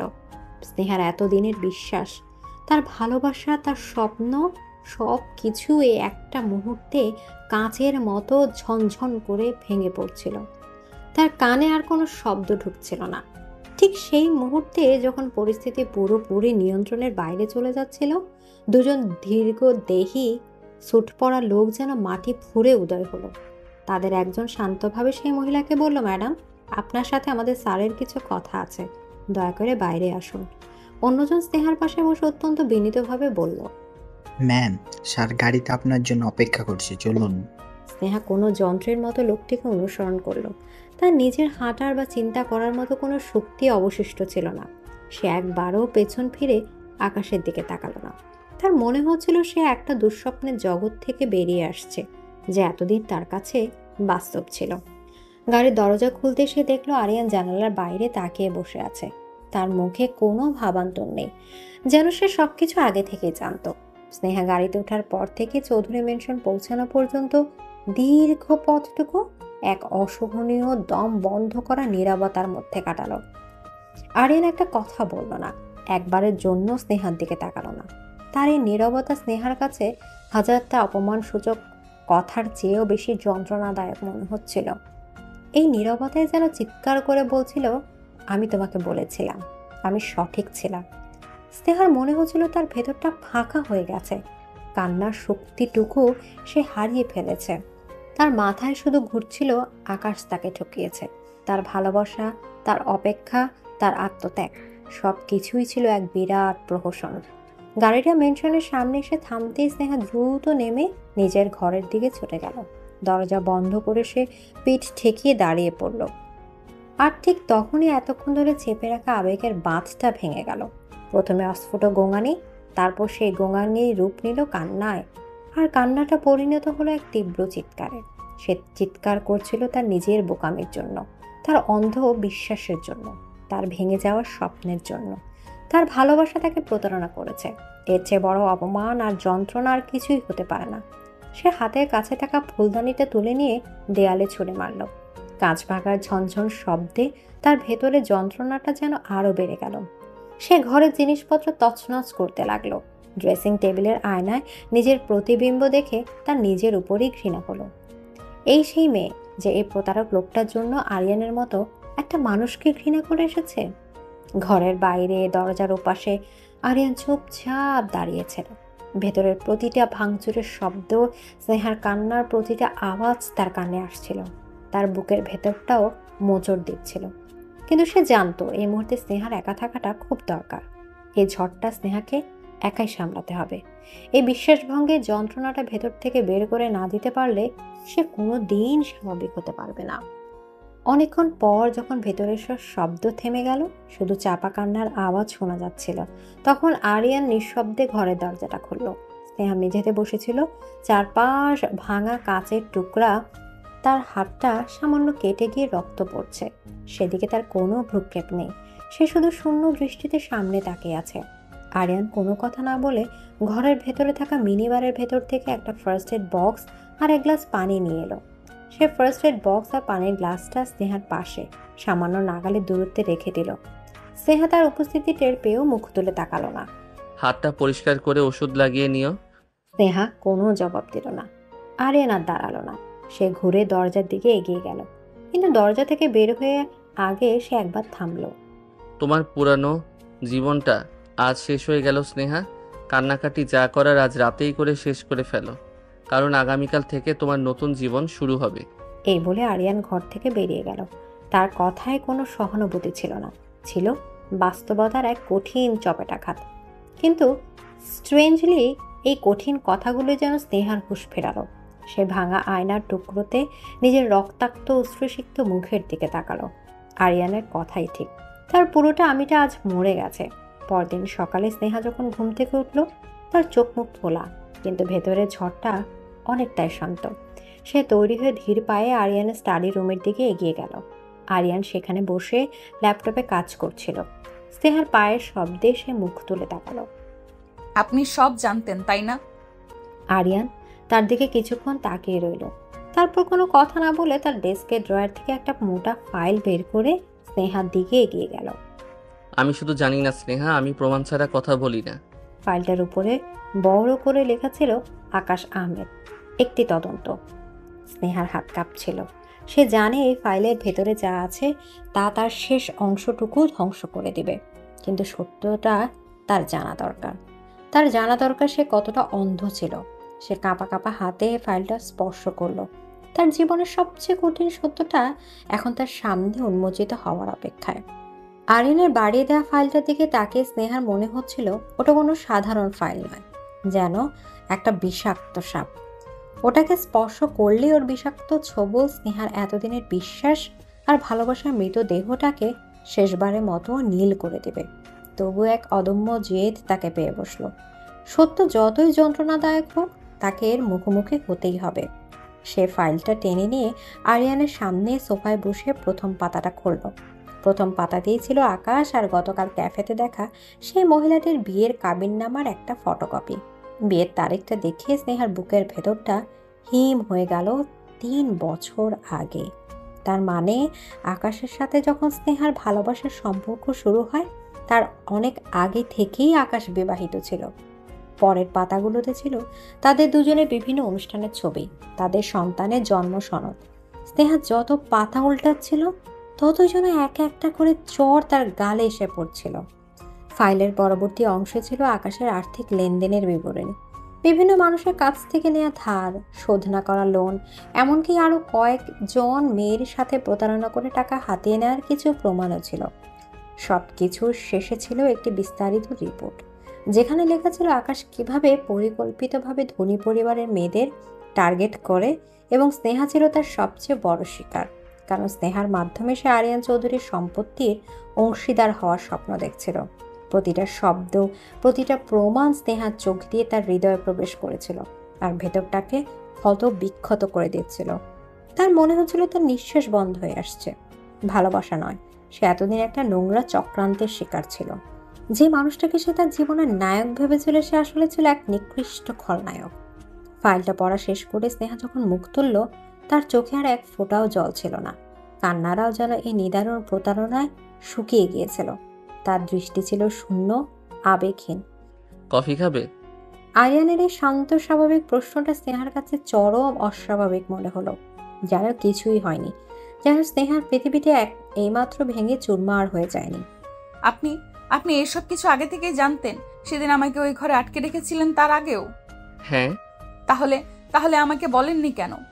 কেন আমাকে ওই দিন ওর সাথে দেখা করতে পাঠালেন? আমাকে এত অপমানিত হতে দিলেন, এতটা যন্ত্রণা পেতে দিলেন? আরিয়ানের এবার ল্যাপটপটা বন্ধ করলো। সে চেয়ার ঘুরিয়ে সরাসরি স্নেহার দিকে তাকালো। তার চোখে কোনো উপহাস ছিল না, ছিল এক গভীর তীক্ষ্ণ দৃষ্টি। কারণ আমি যদি তোমাকে এই ফাইলটা তখন দেখাতাম, তুমি কি বিশ্বাস করতে? তুমি এটাকে আমার নতুন কোনো চাল, আমার ষড়যন্ত্র বলে উড়িয়ে দিতে। তুমি ভাবতে আমি তোমার আর আকাশের সম্পর্ক ভাঙার জন্য এসব মিথ্যে তৈরি করেছি, তাই না? স্নেহা কোনো উত্তর দিতে পারল না, কারণ আরিয়ান 100% সত্যি কথা বলেছে। সে সত্যি তাই ভাবত। কিছু সত্য মানুষকে নিজের চোখে দেখতে হয় স্নেহা, কিছু যন্ত্রণা মানুষকে নিজে ভোগ করতে হয়। আমি তোমাকে সত্যটা বলতে পারতাম, কিন্তু বিশ্বাসটা তোমাকে নিজের ভেতর থেকেই অর্জন করতে হতো। আমি তোমাকে সেই সুযোগটা দিয়েছি। আমি চেয়েছিলাম তুমি নিজের চোখে দেখো তোমার স্বপ্নের রাজকুমার আসলে কেমন মানুষ। আমি চেয়েছিলাম তুমি নিজের কানে শোনো তার কাছে তোমার ভালোবাসার চেয়ে টাকার দাম অনেক বেশি। আরিয়ানের প্রতিটি কথা ছিল যুক্তিপূর্ণ এবং নির্মমভাবে সত্য। তার এই কাজটা ছিল নিষ্ঠুর, কিন্তু এর পেছনে যে একটা কঠিন বাস্তবতা লুকিয়েছিল, সেটা স্নেহা অস্বীকার করতে পারল না। সে আরিয়ানের কাছ থেকে সহানুভূতি বা সান্ত্বনা আশা করেনি, কিন্তু তার এই যুক্তির কাছে সে সম্পূর্ণভাবে পরাজিত হয়ে গেল। আপনি কি চান? মানে? আমার জীবনের সবচেয়ে বড় দুর্বলতা তো এখন শেষ। আমি তো এখন আপনার হাতের পুতুল। যা বলবেন তাই শুনবো, কোনো প্রতিবাদ করব না। এবার তো আপনি খুশি? এটা তো আপনি চেয়েছিলেন। স্নেহার কণ্ঠে ছিল তীব্র অভিমান আর কষ্ট। তার কথা শুনে আরিয়ানের চোয়াল শক্ত হয়ে গেল। সে উঠে দাঁড়িয়ে স্নেহার সামনে এসে দাঁড়ালো। আমি তোমাকে পুতুল বানাতে চাইনি স্নেহা, আমি চেয়েছিলাম তুমি আমার স্ত্রী হও। পুতুল প্রতিবাদ করে না, ভালোবাসতেও পারে না। আমি চেয়েছিলাম তুমি অতীতকে পেছনে ফেলে বর্তমানকে গ্রহণ করো। আরিয়ানের কথাগুলো স্নেহার ভেতরটা নাড়িয়ে দিল। লোকটার ভালোবাসার প্রকাশ করার পদ্ধতি হয়তো ভুল, হয়তো নিষ্ঠুর, কিন্তু তার কথার মধ্যে যে একটা তীব্র আবেগ লুকিয়ে আছে, সেটাই প্রথমবার স্নেহা অনুভব করলো। সে আর কোনো কথা না বলে ফাইলটা হাতে নিয়ে নিজের ঘরের দিকে চলে গেল। সেই রাতটা ছিল স্নেহার জীবনের এক নতুন মোড়। সে তার অতীতকে বিদায় জানাচ্ছিল। সে আকাশের দেওয়া প্রতিটা স্মৃতি, প্রতিটা উপহার, প্রতিটা ছবি নিজের হাতে নষ্ট করে দিল। এই যন্ত্রণাটা ছিল মুক্তির, একটা বিষাক্ত অধ্যায় থেকে বেরিয়ে আসা যন্ত্রণা। সে কাঁদছিল, কিন্তু এবার তার কান্নাটা ছিল নিজেকে শুদ্ধ করার জন্য। আগুনের পুড়ে যেমন খাঁটি সোনা হয়, তেমনই বিশ্বাসভঙ্গের আগুনে পুড়ে স্নেহা যেন এক নতুন মানুষে পরিণত হচ্ছিল। সে বুঝতে পারছিল তার পুরনো জীবন শেষ, কিন্তু তার নতুন জীবনটা কেমন হবে? আরিয়ান চৌধুরীর স্ত্রী হিসেবে তার ভবিষ্যৎ কি? সে কি কোনোদিনও এই মানুষটাকে বুঝতে পারবে, ভালোবাসতে পারবে, নাকি বাকি জীবনটা একটা আপোষ করেই কাটিয়ে দিতে হবে? হাজারো প্রশ্ন তার মনে ভিড় করেছিল, কিন্তু কোনোটারই উত্তর তার জানা ছিল না। এদিকে আকাশ নামক অধ্যায়টি জীবন থেকে মুছে ফেলার পর কয়েকটা দিন যেন এক ভারী নিঃসীম কুয়াশার মধ্যে কাটল স্নেহা। তার পৃথিবীটা ছোট হয়ে গিয়েছিল, শোবার ঘর আর ব্যালকনির সীমিত গণ্ডির মধ্যে। সে আর চিৎকার করতো না, প্রতিবাদ করতো না, এমনকি কাঁদতও না। তার ভেতরটা এতটাই ফাঁকা হয়ে গিয়েছিল যে কোনো আবেগই সেখানে আর জায়গা খুঁজে পাচ্ছিল না। আরিয়ান তার চারপাশে ঘুরতো এক নীরব ছায়ার মতো। তাদের মধ্যে যেটুকু কথা হতো তা ছিল প্রয়োজনের খাতিরে। খাবার দেওয়া হয়েছে, ওষুধটা খেয়ে নিও। আরিয়ানের জন্য এই পরিস্থিতিটা ছিল সম্পূর্ণ নতুন এবং অপ্রত্যাশিত।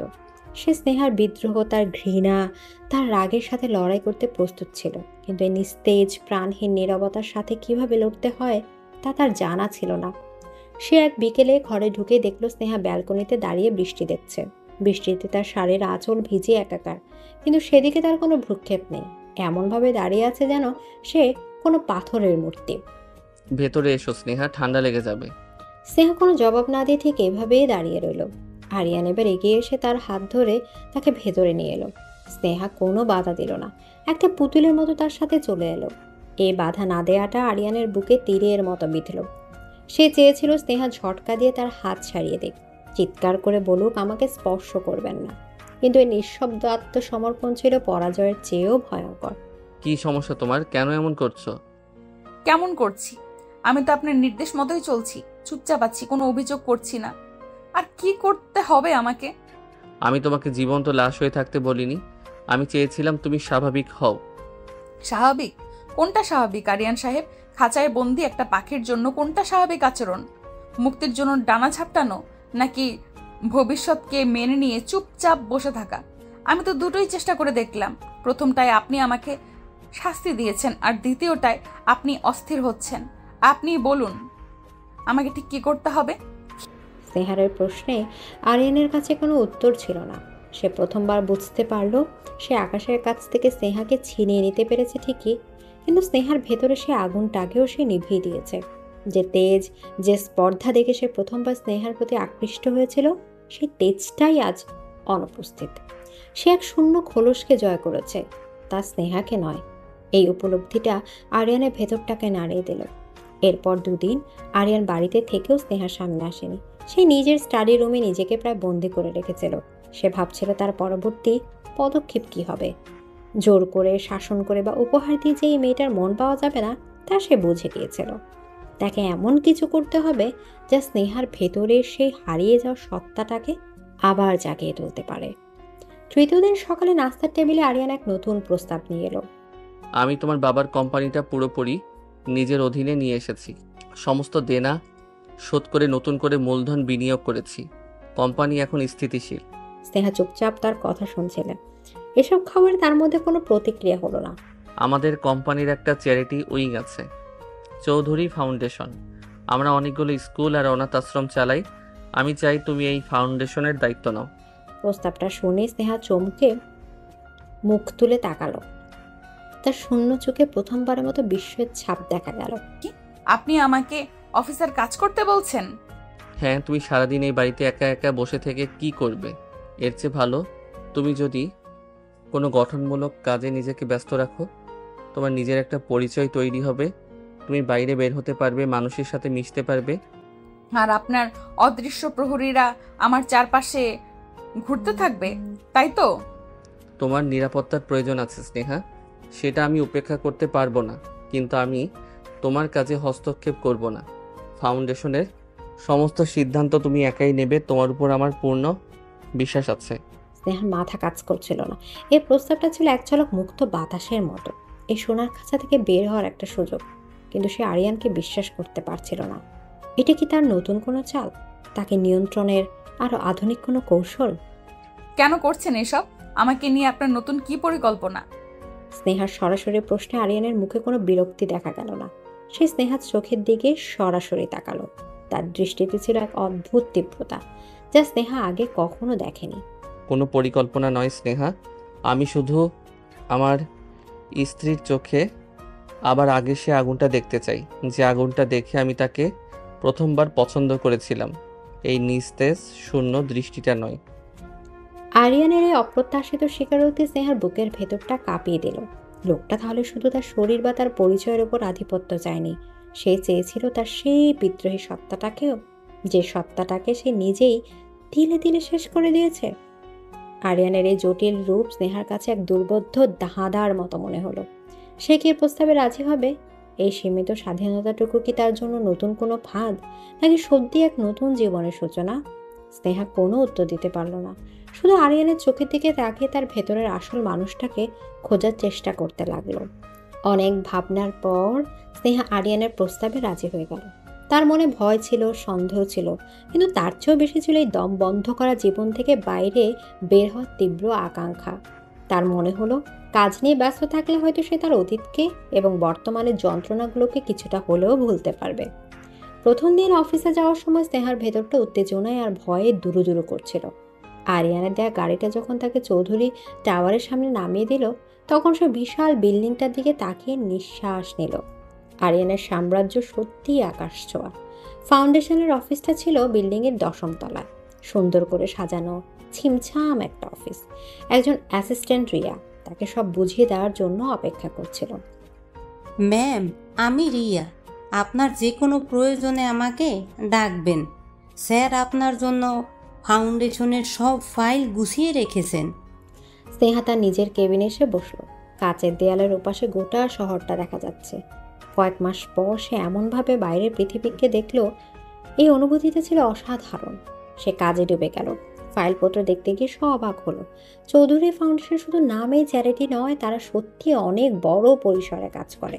প্রত্যন্ত গ্রামে স্কুল তৈরি করা, অনাথ শিশুদের সমস্ত দায়িত্বে নেয়া, গরিব রোগীদের চিকিৎসার ব্যবস্থা করা, তাদের কাজের পরিধি ছিল বিশাল।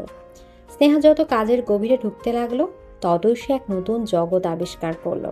সে প্রজেক্টগুলো নিয়ে পড়াশোনা শুরু করলো, পুরনো ফাইল ঘেটে খুঁতগুলো বের করার চেষ্টা করলো। কয়েকদিনের মধ্যে অফিসের সবাই তার কাছে মুগ্ধ হয়ে গেল। তারা যে শুধু বসের সুন্দরী স্ত্রীকে পেয়েছিল তা নয়, তারা একজন সত্যিকারের দায়িত্বশীল নেতা পেয়েছিল। এই প্রথমবার অনেকদিন পর স্নেহা নিজের গুরুত্ব অনুভব করল। সে শুধু আরিয়ান চৌধুরীর স্ত্রী নয়, তার নিজেরও একটা পরিচয় আছে। অফিসে কাজের সূত্রে তাকে মাঝে মাঝে আরিয়ানের মুখোমুখি হতে হতো। সে এক নতুন আরিয়ানকে আবিষ্কার করলো। এই আরিয়ান তার সে অত্যাচারী পজিটিভ স্বামী নয়। এই আরিয়ান একজন বিচক্ষণ, বুদ্ধিমান এবং কঠিন পরিশ্রমী সিইও।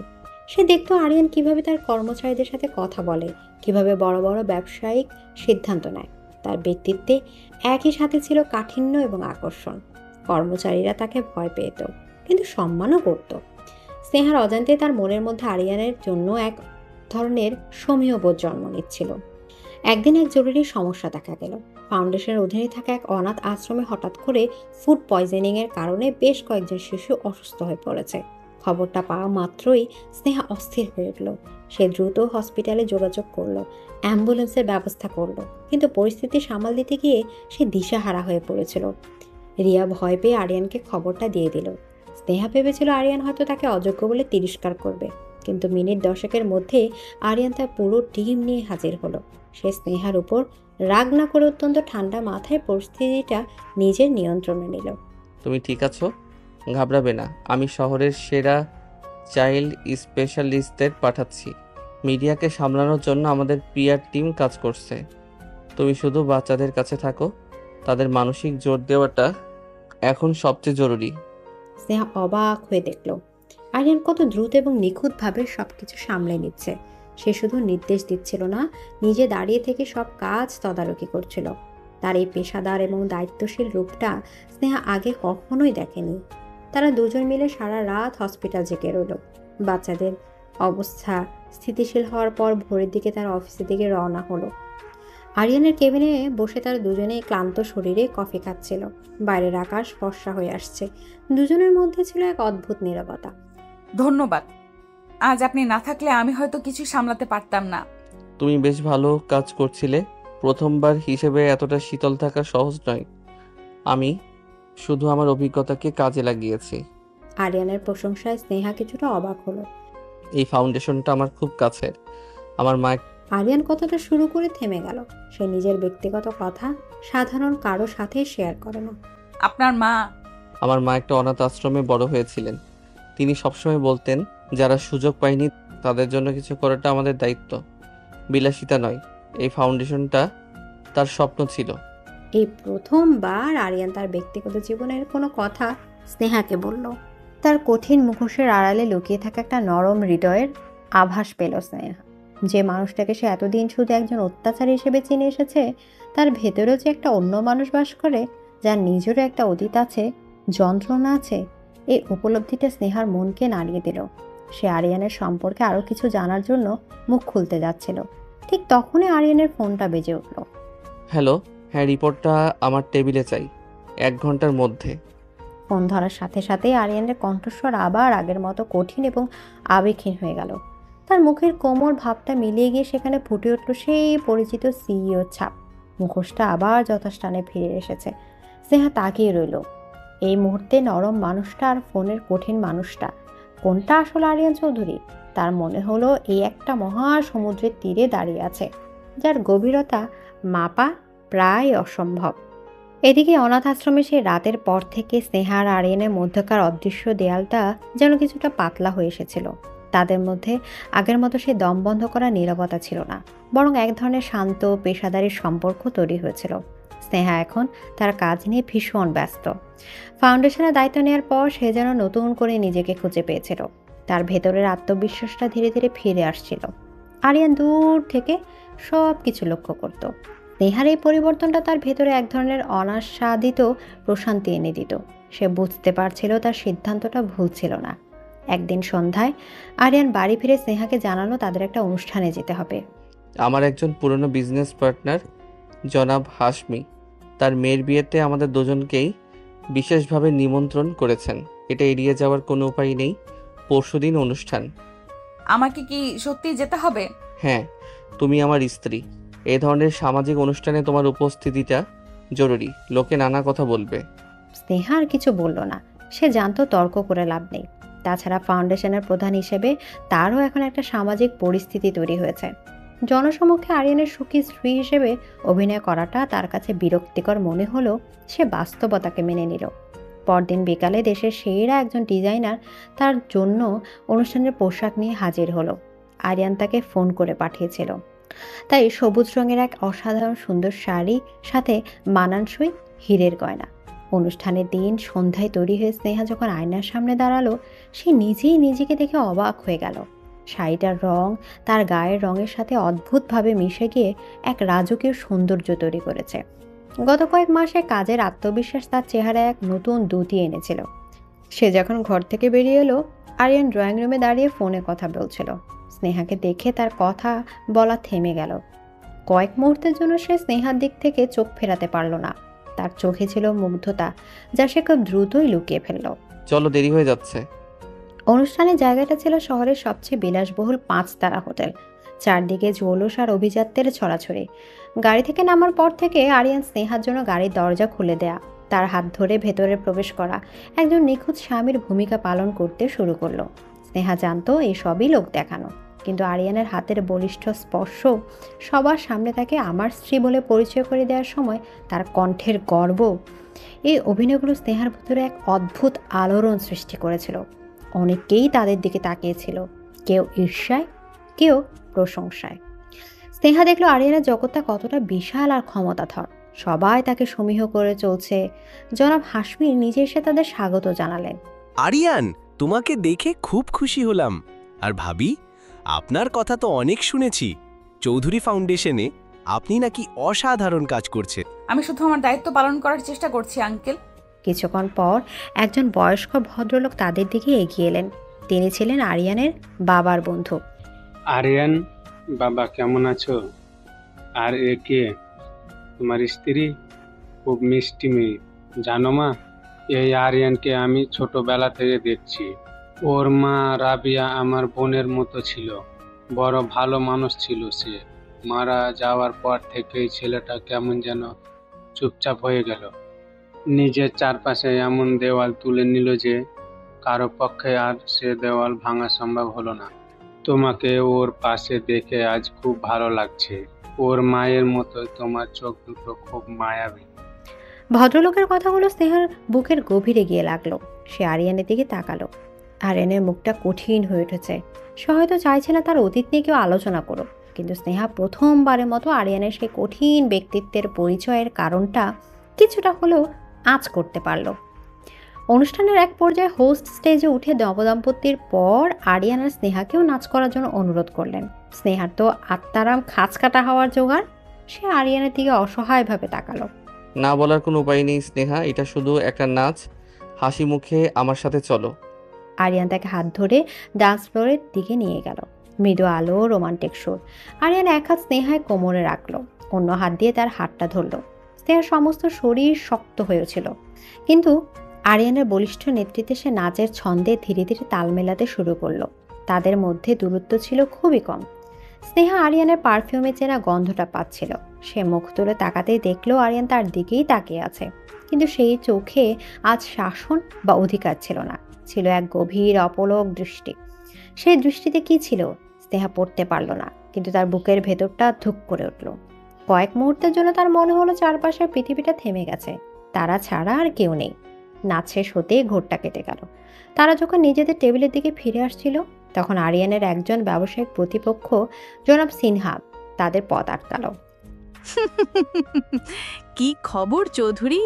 বাবাকে ডুবিয়ে এখন জামাইয়ের পয়সায় বেশ ভালোই তো আছো মিসেস চৌধুরী। একেই বলে ভাগ্য। কথাটা স্নেহার বুকে ছুরির মতো বিঁধল। তার বাবা তার সবচেয়ে দুর্বল জায়গা। তার চোখ দুটো অপমানে ভেজে উঠল। এই কিছু বলার আগে আরিয়ান এক পা সামনে এগিয়ে এলো। তার শরীরে ভাষায় এক বড় শীতল হিংস্রতা ফুটে উঠল। সিনহা, আমার স্ত্রীর বাবা বা আমার শ্বশুরকে নিয়ে কথা বলার আগে নিজের কোম্পানি শেয়ারের দামটা একবার দেখে নেবেন। আমি যদি চাই তাহলে কাল সকালে আপনাকে দেউলিয়া ঘোষণা করার জন্য আপনার কোম্পানি গেটে তালা ঝোলাতে পারি। আর আমার স্ত্রীর সম্মানহানি করার শাস্তি কি হতে পারে সেটা নিশ্চয়ই আপনি কল্পনাও করতে চাইবেন না। পথ ছাড়ুন। আরিয়ানের কণ্ঠস্বর এতটা শীতল আর বিপজ্জনক ছিল যে জনাব সিনহার মুখের হাসিটা মুহূর্তে উবে গেল। সে ভয়ে এক পা সরে দাঁড়ালো।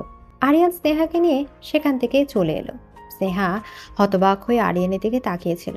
লোকটা এইমাত্র তার জন্য তার বাবার সম্মানের জন্য এমনভাবে লড়ল যে সে কল্পনা করতে পারেনি। সে শুধু তার সম্পত্তি বা নিজের সম্মান রক্ষা করেনি, সে সরাসরি স্নেহাকে রক্ষা করেছে। এই উপলব্ধিটা তার কাছে ছিল একেবারে নতুন এবং বিস্ময়কর। এদিকে পার্টি থেকে বাড়ি ফেরার পুরো পথটা স্নেহা আর আরিয়ান একটাও কথা বলল না। গাড়ির ভেতর বিরাজ করছিল এক ভারী নিস্তব্ধতা, কিন্তু এই নিস্তব্ধতা আগের মতো অস্বস্তিকর ছিল না। এর মধ্যে ছিল এক অব্যক্ত বোঝাপড়া। স্নেহার মাথায় বারবার জনাব সিনহার সাথে হওয়া ঘটনাটা ঘুরপাক খাচ্ছিল।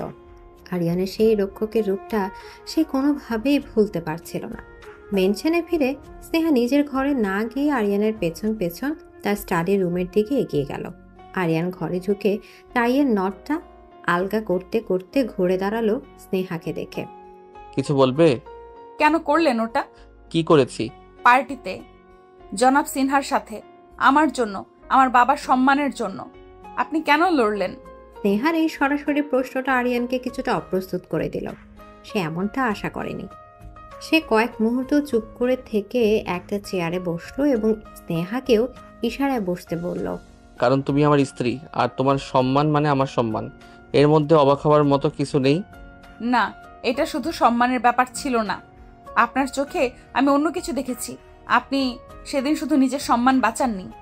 স্নেহার এই গভীর পর্যবেক্ষণ আরিয়ানকে নাড়িয়ে দিল। সে বুঝতে পারলো এই মেয়েটাকে আর ফাঁকি দেওয়া যাবে না। সে অনেকক্ষণ ধরে স্নেহার চোখের দিকে তাকিয়ে রইল, যেন তার ভেতরের সবটুকু পড়ে ফেলার চেষ্টা করছে। তারপর একটা দীর্ঘশ্বাস ফেলে সে উঠে দাঁড়ালো এবং ঘরের অন্য প্রান্তে থাকা একটা পুরনো কাঠের সিন্দুকের দিকে এগিয়ে গেল। তুমি আমার সম্পর্কে জানতে চাও, তাই না? জানতে চাও আমি কেন এমন, কেন আমি এতটা পজিটিভ, এতটা নিয়ন্ত্রণ করতে ভালোবাসি? স্নেহা নীরবে মাথা নাড়ল। আরিয়ান সিন্দুকটা খুলে ভেতর থেকে একটা ধুলো মাখা চামড়ায় বাঁধানো অ্যালবাম বের করে আনলো। সে অ্যালবামটা নিয়ে সে স্নেহার সামনে টেবিলে রাখলো। এই আমার মা, রাবেয়া চৌধুরী। স্নেহা দেখল এক অসাধারণ সুন্দরী মায়াবী চেহারার মহিলার ছবি। তার হাসির সাথে আরিয়ানের হাসির অদ্ভুত মিল। আমার বাবা মাকে ভালোবাসতেন, কিন্তু তিনি ছিলেন দুর্বল প্রকৃতির মানুষ। তিনি ব্যবসার জগৎটাকে সামলাতে পারতেন না। আমাদের অনেক শত্রু ছিল। তারা বাবাকে দুর্বল পেয়ে বারবার আক্রমণ করত, আর সেই আক্রমণের সবচেয়ে সহজ শিকার হতেন আমার মা। মাকে প্রায়ই হুমকি দেওয়া হতো, মানসিকভাবে অত্যাচার করা হতো। আমি তখন অনেক ছোট, চোখের সামনে দেখতাম মা হাসির আড়ালে তার সব কষ্ট লুকিয়ে রাখছেন। আরিয়ানের কণ্ঠস্বর ধরে আসছিল। সে তার জীবনের সবচেয়ে গোপন আর কষ্টের অধ্যায়টা আজ প্রথমবার কারো সামনে উন্মোচন করছিল। আমার যখন 15 বছর বয়স, তখন মায়ের হার্টের সমস্যা ধরা পড়ে। ডাক্তার বলেছিলেন কোনো ধরনের মানসিক চাপ তার জন্য মারাত্মক হতে পারে, কিন্তু আমাদের শত্রুরা ঠিক সেই সুযোগটাই নিল। বাবার একটা ভুল সিদ্ধান্তের কারণে ব্যবসায় বিরাট ক্ষতি হলো। সেই চাপেই হোক বা শত্রুদের হুমকির কারণেই হোক, মা একদিন রাতে মারাত্মক হার্ট অ্যাটাক করলেন। আমি বাবাকে বলেছিলাম হসপিটাল নিতে, কিন্তু বাবা ভয়ে আতঙ্কে কোনো সিদ্ধান্তই নিতে পারছিলেন না। আমার চোখের সামনে আমার মা বিনা চিকিৎসায় মারা গেলেন। কথাগুলো বলতে গিয়ে আরিয়ানের চোখ দুটো ভিজে উঠল। যে মানুষটার চোখে স্নেহা শুধু রাগ আর ঘৃণা দেখেছে, আজ সেই চোখে এসে দেখলো রাজ্যের কষ্ট আর অসহায়ত্ব। সেদিন আমি দুটো জিনিস শিখেছিলাম স্নেহা। প্রথমত, এই পৃথিবীতে দুর্বলদের কোনো জায়গা নেই। ক্ষমতা না থাকলে তুমি তোমার ভালোবাসার মানুষকে বাঁচাতে পারবে না। আর দ্বিতীয়ত, আমি যা কিছু ভালোবাসি, যা কিছু আমার, তাকে রক্ষা করার দায়িত্ব সম্পূর্ণ আমার।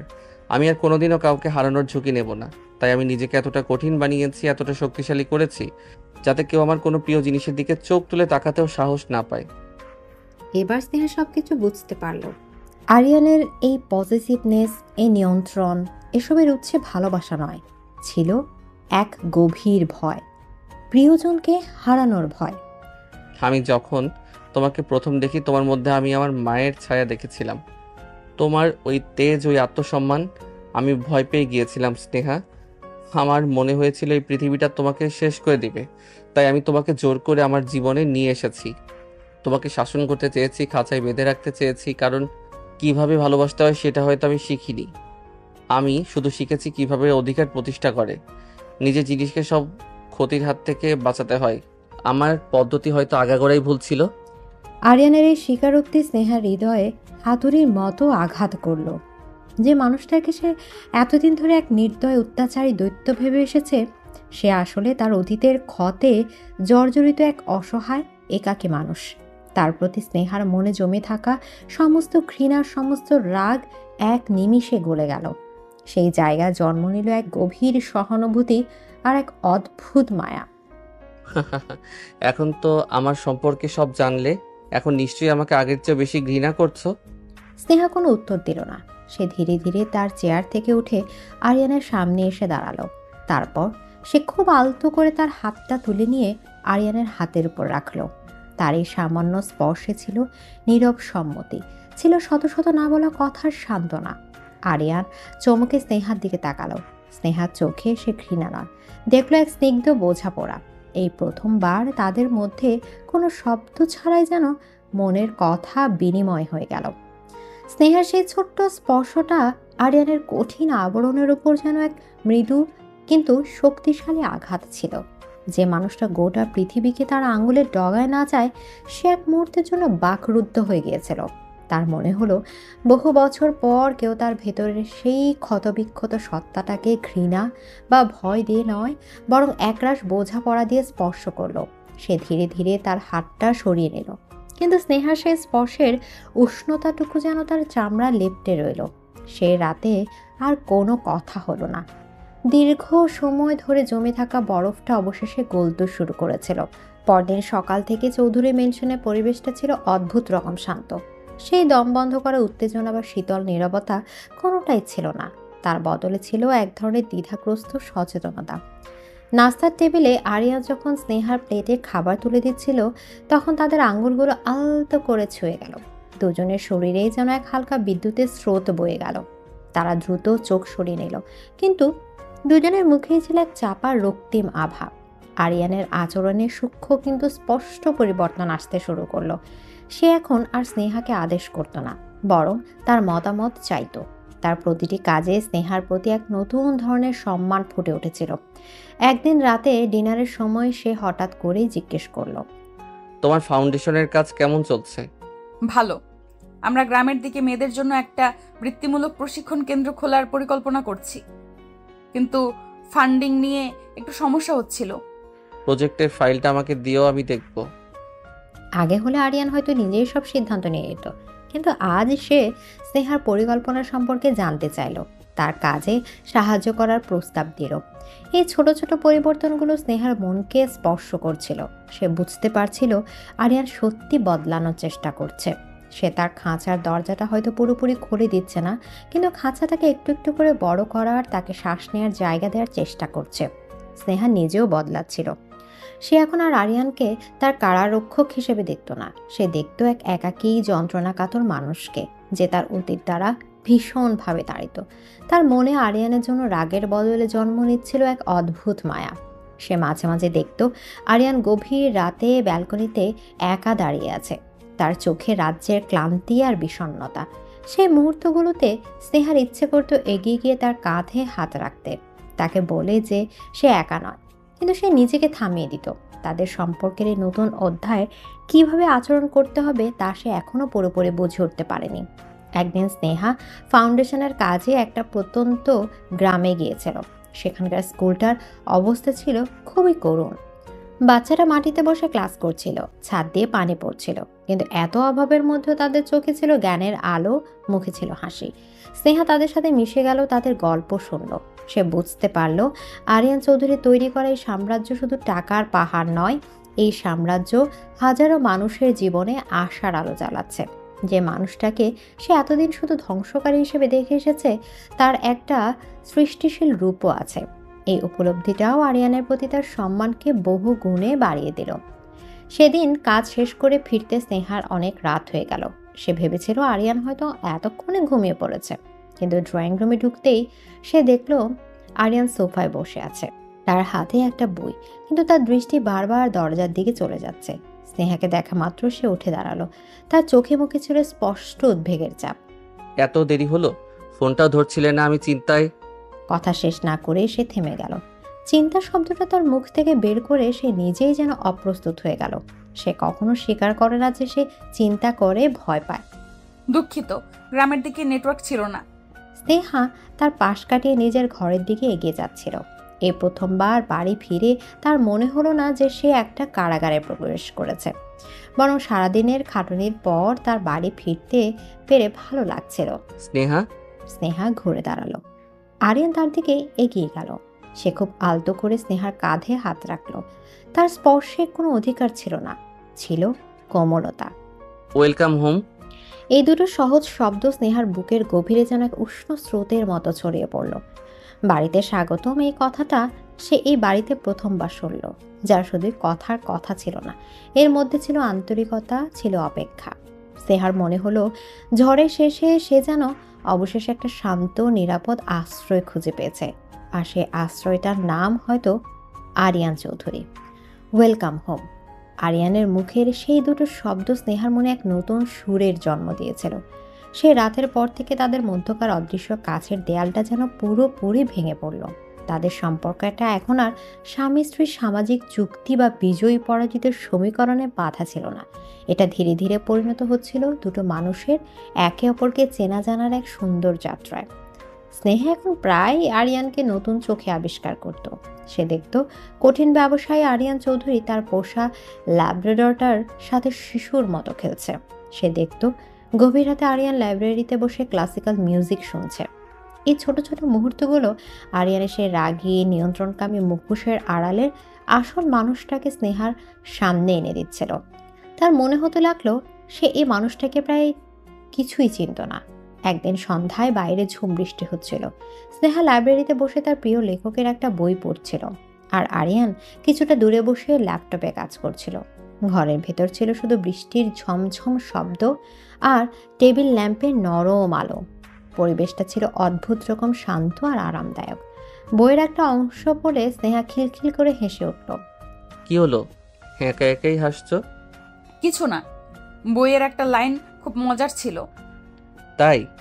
আমাকে শোনাও তো দেখি, তোমার রুচি কেমন। স্নেহা কিছুটা লজ্জা পেয়েও লাইনটা পড়ে শোনালো। সেটা দিয়ে তাদের মধ্যে কথা শুরু হলো। বই, লেখালেখি, সিনেমা, স্বপ্ন, একটার পর একটা বিষয় নিয়ে তাদের মধ্যে অনর্গল কথা চলতে লাগলো। স্নেহা অবাক হয়ে আবিষ্কার করলো তাদের দুজনের পছন্দে অনেক মিল।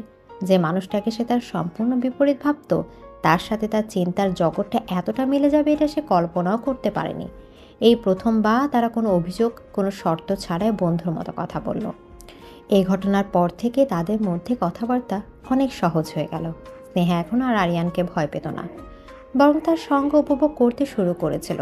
তার মনে আরিয়ানের জন্য এক নতুন অনুভূতির জন্ম হচ্ছিল, যা ছিল সম্মান আর মায়ার ঊর্ধ্বে। এই অনুভূতিটাকে সে ঠিক নাম দিতে পারছিল না, বা হয়তো নাম দেওয়ার সাহস পাচ্ছিল না। একদিন অফিসে স্নেহা জানতে পারল আরিয়ানের খুব গুরুত্বপূর্ণ একটা ডিল নিয়ে মিটিং আছে। জানিয়ে সে গত কয়েক সপ্তাহ ধরে খুব চিন্তিত। সেদিন বাড়ি ফিরে সে দেখলো আরিয়ান স্টাডি রুমে বসে আছে। তার চোখে মুখে রাজ্যে ক্লান্তি আর দুশ্চিন্তার ছাপ। মিটিংটা ভালো হয়নি। স্নেহাকে দেখে সে জোর করে একটু হাসার চেষ্টা করলো। স্নেহা কিছু না বলে রান্নাঘরের দিকে চলে গেল। কিছুক্ষণ পর সে দুটো কফির মগ হাতে আরিয়ানের স্টাডি রুমে প্রবেশ করলো। আরিয়ান অবাক হয়ে তার দিকে তাকালো। পরিচারিকাদের দিয়ে কফি পাঠানো আর নিজ হাতে কফি বানিয়ে নিয়ে আসার মধ্যে যে আকাশ পাতাল তফাৎ, সেটা সে খুব ভালোভাবে বুঝতে পারছিল। ভাবলাম আপনার হয়তো ভালো লাগবে। ধন্যবাদ। তার কণ্ঠস্বরটা ছিল কৃতজ্ঞতায় ভেজা। স্নেহা চলে যেতে উদ্যত হতেই আরিয়ান তাকে ডাকলো। বসো। স্নেহা তার সামনে চেয়ারটায় বসলো।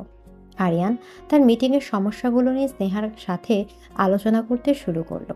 সে কোনো সমাধান চাইছিল না, সে শুধু তার ভেতরে চাপটা কারোর সাথে ভাগ করে নিতে চাইছিল। স্নেহা মনোযোগ দিয়ে তার সব কথা শুনল, মাঝে মাঝে নিজের মতামতও দিল। সেই রাতে তার শুধু স্বামী স্ত্রী বা বস কর্মচারী ছিল না, তারা ছিল দুজন সঙ্গী যারা একে অপরের পাশে বসে কঠিন সময়টা পার করার চেষ্টা করছিল। কয়েকদিন পর এক সপ্তাহান্তে আরিয়ান স্নেহাকে অবাক করে দিল। চলো আজ আমরা বাইরে থেকে ঘুরে আসি। অফিসে কাজ নেই? আজ কোনো কাজ নয়, শুধু আমরা দুজন। আরিয়ান তাকে কোনো দামি রেস্তোরাঁ বা শপিং মলে নিয়ে গেল না। সে গাড়ি চালিয়ে শহর থেকে অনেক দূরে একটা শান্ত নিরিবিলি লেকের ধারে নিয়ে গেল। চারপাশ সবুজের সমারোহ, পাখির ডাক আর লেকের শান্ত জল। জায়গাটা ছিল ছবির মতো সুন্দর। এটা আমার সবচেয়ে প্রিয় জায়গা। মন খারাপ হলে আমি এখানে চলে আসি।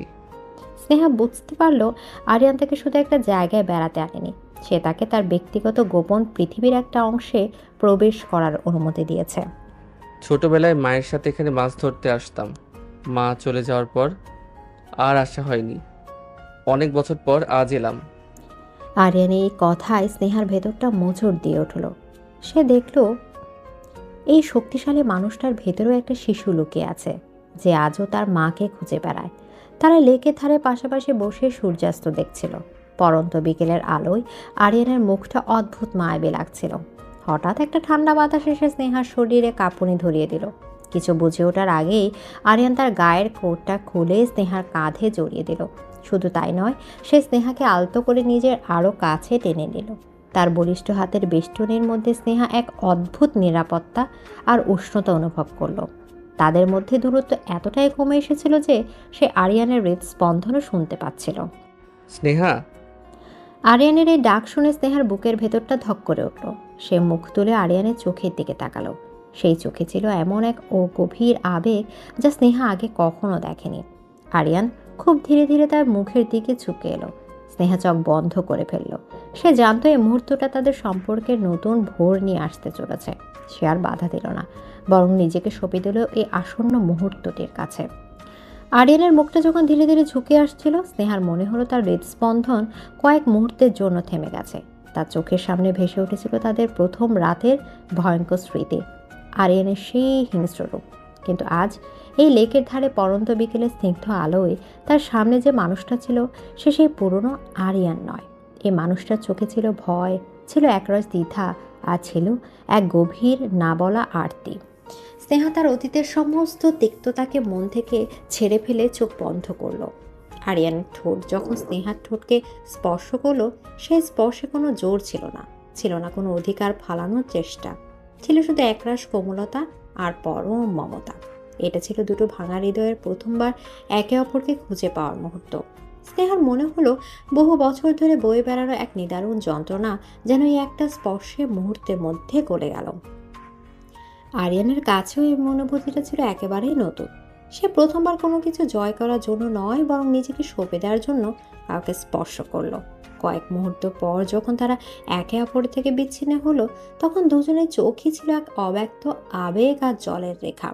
সেই বিকেলের পর বাড়ি ফেরার পথটা ছিল শান্ত, কিন্তু সেই শান্ততার গভীরে ছিল হাজারো না বলা কথার অনুকরণ। তারা কেউ কোনো কথা বলল না, কিন্তু তাদের হাতের আলতো স্পর্শ, তাদের চোখের ভাষা যেন একে অপরকে সব কথা বলে দিচ্ছিল। সেই দিনের পর থেকে চৌধুরী ম্যানশনের পরিবেশ পুরোপুরি বদলে গেল। বাড়িতে এখন আর স্নেহার কাছে কারাগার মনে হতো না। আরিয়ান আর তার মধ্যে এক নতুন মিষ্টি সম্পর্ক তৈরি হয়েছিল। তারা এখন একসাথে কফি খেত, গভীর রাত পর্যন্ত সিনেমা দেখত, ফাউন্ডেশনের কাজ নিয়ে আলোচনা করত। আরিয়ান এখন আর তার উপর কোনো নিয়ম চাপিয়ে দিত না, বরং প্রতিটি কাজে তার মতামতকে গুরুত্ব দিত। সে স্নেহাকে তার প্রাপ্য সম্মান আর স্বাধীনতা ফিরিয়ে দেওয়ার আপ্রাণ চেষ্টা করছিল। আর স্নেহা তার ঘৃণার খোলস ছেড়ে বেরিয়ে এসে আরিয়ানের এই রোদুর রূপটাকে ভালোবাসতে শুরু করেছিল। সে আবিষ্কার করলো আরিয়ানের হাসির মধ্যে এক শিশুর সারল্য লুকিয়ে আছে। সে দেখলো আরিয়ান যখন কোনো সমস্যায় পড়ে তখন তার কপালে চিন্তার ভাঁজ কতটা গভীর হয়। সে আরিয়ানের সেই সব ছোট ছোট অভ্যাস, ভালো লাগা মন্দ লাগাগুলোকে ভালোবাসতে শুরু করলো। কিন্তু একটা দ্বিধা তার মনকে এখনো কুড়ে কুড়ে খাচ্ছিল। তারা একে অপরের খুব কাছে এসে গিয়েছিল, কিন্তু ভালোবাসার সেই তিনটে শব্দ, আমি তোমাকে ভালোবাসি, এখনো তাদের মধ্যে বলা হয়নি। স্নেহার ভয় হতো, এই যে পরিবর্তন, এটা কি স্থায়ী? আরিয়ানের এই কোমল রূপটা কি তার নতুন কোনো কৌশল? তার মনের গভীরে লুকিয়ে থাকা সেই পজিটিভ মানুষটা কি আবার কোনোদিন জেগে উঠবে? এই প্রশ্নগুলো তাকে পুরোপুরি নির্ভর করতে দিচ্ছিল না। একদিন রাতে আকাশ ছিল পূর্ণিমার চাঁদ। সেই চাঁদের আলো এসে পড়ছিল তাদের শোবার ঘরে। স্নেহা ব্যালকনিতে দাঁড়িয়েছিল, তার মন ছিল চিন্তামগ্ন। আরিয়ান নিঃশব্দে তার পেছনে এসে দাঁড়ালো। কি ভাবছো এত? আমাদের কথা ভাবছিলাম, সবকিছু কত দ্রুত বদলে গেল, কখনো কখনো বিশ্বাসই হতে চায় না। স্নেহার এই কথা আরিয়ান বুঝতে পারল তার মনের ভেতরে দ্বিধাটা। সে আলতো করে স্নেহাকে নিজের দিকে ঘোরালো, তার দুটো হাত নিজের হাতের মধ্যে তুলে নিল। চাঁদের আলোয় স্নেহার মুখটা অদ্ভুত মায়াবী লাগছিল। স্নেহা, আমি জানি আমি তোমাকে যে কষ্ট দিয়েছি তা হয়তো কোনোদিনও পুরোপুরি মোছার যোগ্য নয়। আমার ভালোবাসা প্রকাশ করার পদ্ধতি ছিল একটা দানবের মতো। আমি তোমার জীবনটাকে নরক বানিয়ে দিয়েছিলাম, কারণ আমি ভয় পেতাম, আমি তোমাকে হারানোর ভয় পেতাম, যেমন করে আমি আমার জীবনের সব কিছুকে হারিয়েছি। আরিয়ানের কণ্ঠস্বর আবেগে কাঁপছিল, তার চোখের গভীরে ছিল একরাশ অনুশোচনা আর ভয়। কিন্তু এই কদিনে তোমার সাথে থেকে আমি নতুন করে বাঁচতে শিখেছি। তুমি আমাকে শিখিয়েছো যে ভালোবাসা মানে অধিকার প্রতিষ্ঠা করা নয়, ভালোবাসা মানে বিশ্বাস করা, একে অপরের পাশে থাকা। তুমি আমার ভেতরে সেই ভাঙা ক্ষতবিক্ষত মানুষটাকে দেখেও ঘৃণা করনি এবং তাকে বোঝার চেষ্টা করেছো, তাকে সারিয়ে তোলার চেষ্টা করেছো। আমি জানি না আমি তোমার এই ভালোবাসার যোগ্য কিনা, কিন্তু আমি আর এই মুখোশ পরে থাকতে পারছি না, আমি আর অভিনয় করতে পারছি না। আরিয়ান স্নেহার হাতের উপর হাতটা আরো শক্ত করে ধরল, তার চোখ দিয়ে টপ টপ করে পানি পড়তে শুরু করলো। আমি তোমাকে ভালোবাসি স্নেহা, আমার জীবনের সব কিছুর চেয়ে বেশি ভালোবাসি, আমার সবটুকু দিয়ে ভালোবাসি। এই স্বীকারোক্তিটা যেন এক ঝড়ে বাতাসের মতো এসে স্নেহার সমস্ত দ্বিধা, সমস্ত ভয়কে উড়িয়ে নিয়ে গেল। যে কথাগুলো শোনার জন্য তার মন এতদিন ধরে অপেক্ষা করছিল, আজ সে কথাগুলো সে শুনল। তার চোখ থেকে অঝরে জল পড়তে শুরু করছিল, কিন্তু এই জল ছিল কষ্টের নয়, পরম শান্তির, পরম প্রাপ্তির। আরিয়ান তার জীবনের সবচেয়ে বড় সত্যিটা আজ তার সামনে উন্মোচন করে দিয়েছে, নিজেকে পুরোপুরি সঁপে দিয়েছে স্নেহার কাছে। সে অধীর আগ্রহ অপেক্ষা করছিল স্নেহার উত্তরের জন্য। তার বুকটা ধরফর করছিল। স্নেহা কি তাকে গ্রহণ করবে, নাকি তার অতীতের পাপের জন্য তাকে চিরদিনের জন্য প্রত্যাখ্যান করবে? এদিকে আরিয়ানের সেই আবেগঘন স্বীকারোক্তির পর কয়েক মুহূর্ত কেটে গেল এক ভিনপথ নীরবতায়। ঘরের ভেতর শুধু দুজনের ভারী নিঃশ্বাসের শব্দ। আরিয়ানের ভেজা চোখ দুটো স্নেহার উত্তরের অপেক্ষা স্থির হয়েছিল। স্নেহা আলতো করে তার হাতটা ছাড়িয়ে নিয়ে আরিয়ানের গাল থেকে চোখের জল মুছে দিল। তারপর তার ঠোঁটের কোণে ফুটে উঠল এক স্নিগ্ধ মায়াবী হাসি। আমি আপনাকে ঘৃণা করতাম আরিয়ান, প্রচন্ড ঘৃণা করতাম। আপনার প্রতিটি স্পর্শ, প্রতিটি কথা আমার কাছে বিষের মতো মনে হতো। কিন্তু সেই ঘৃণার দেওয়ালের উপরে আপনি কখন ধীরে ধীরে আমার অভ্যাসে, আমার চিন্তায় আর সব শেষে আমার হৃদয়ে জায়গা করে নিয়েছেন আমি নিজেও বুঝতে পারিনি। স্নেহা আরিয়ানের আরো কাছে এগিয়ে এলো। সে আরিয়ানের চোখের দিকে তাকিয়ে তার হৃদয়ের সবটুকু আবেগ উজাড় করে দিয়ে বলল, আমি আপনার শাসনকে নয়, আপনার শাসনের আড়ালে লুকিয়ে থাকা ভালোবাসাকে ভালোবেসে ফেলেছি। আমি আপনার ক্ষমতাকে নয়, আপনার ক্ষমতার পেছনের একাকিত্বকে ভালোবেসে ফেলেছি। আমি আপনার বাইরের কঠিন মানুষটাকে নয়, আপনার ভেতরের সেই শিশুটাকে ভালোবেসে ফেলেছি, যে আজও ভালোবাসা খুঁজে। হ্যাঁ, আমিও আপনাকে ভালোবাসি আরিয়ান, খুব ভালোবাসি। স্নেহার এই উত্তরে আরিয়ানের মনে হলো সে যেন পৃথিবীর সব সুখ এক মুহূর্তে পেয়ে গেছে। সে আর এক মুহূর্ত অপেক্ষা না করে স্নেহাকে নিজের বুকের মধ্যে জড়িয়ে ধরল। এই আলিঙ্গনে কোনো জোর ছিল না, ছিল শুধু দুটো মানুষের একে অপরের মধ্যে নিজেদের খুঁজে পাওয়ার আশ্রয়। তাদের দুজনের চোখের জলেই আজ তাদের অতীতটা ধুয়ে মুছে সাফ হয়ে গেল। এরপরের কয়েকটা মাস ছিল স্বপ্নকেও হার মানানো সুন্দর। চৌধুরী মেনশন যা একসময় স্নেহার কাছে ছিল কারাগার, তা এখন পরিণত হয়েছে এক ভালোবাসার নীড়ে। স্নেহা নিজের হাতে বাড়িটা নতুন করে সাজিয়েছে, প্রতিটি কোণায় এখন তার রুচির ছোঁয়া। আর আরিয়ান তাকে দিয়েছে সম্পূর্ণ স্বাধীনতা। তাদের মধ্যে এখন আর কোনো লুকোচুরি নেই, কোনো ভয় নেই, আছে শুধু অফুরন্ত বিশ্বাস, বন্ধুত্ব আর ভালোবাসা। তারা এখন একসাথে ফাউন্ডেশনের কাজ করে। আরিয়ানের বিচক্ষণতার স্নেহার সহানুভূতির মিশ্রণে চৌধুরী ফাউন্ডেশনের এক নতুন উচ্চতায় পৌঁছেছে। আরিয়ানের কর্মচারীরা এখন এক নতুন বসকে দেখছে। সে আগের মতোই কঠিন পরিশ্রমী, কিন্তু এখন অনেক বেশি মানবিক। একদিন বিকেলে আরিয়ান স্নেহাকে নিয়ে গেল এক বিশেষ জায়গায়, একটা শান্ত সুন্দর কবরস্থান। একটা সাদা পাথরের কবরের সামনে এসে তারা দাঁড়ালো। কবরের ফলকে লেখা রাবেয়া চৌধুরী। মা, এই হলো স্নেহা, আমার ভালোবাসা, আমার জীবনসঙ্গী। আমাকে আবার নতুন করে বাঁচতে শিখিয়েছে। আমি জানি তুমি আজ যেখানেই আছো ওকে দেখে খুব খুশি হচ্ছ। আরিয়ানের এই কাজে স্নেহা চোখ ভিজে গেল। সে বুঝতে পারলো আরিয়ান তাকে তার জীবনের সবচেয়ে পবিত্র আর গোপন অংশীদার করে নিয়েছে। গল্পের শেষটা করা যাক 1 বছর পরের এক সুন্দর সন্ধ্যায়। তারা দুজনে সেই ব্যালকনিতে দাঁড়িয়েছিল, যেখানে একদিন স্নেহা দাঁড়িয়ে মুক্তির জন্য হাহাকার করত। আজ সে আরিয়ানের বুকে মাথা রেখে পরম শান্তিতে সূর্যাস্ত দেখছে। এখনো কি এই বাড়িটাকে তোমার কারাগার মনে হয়? না, যে বাড়িতে এতটা ভালোবাসা থাকে সেটা কারাগার হতে পারে না, সেটা স্বর্গ হয়ে যায়। আপনি আমাকে জোর করে বিয়ে করেছিলেন, এটা সত্যি, কিন্তু আমার ভালোবাসাকে আপনি আপনার ভালোবাসা দিয়েই জয় করে নিয়েছেন।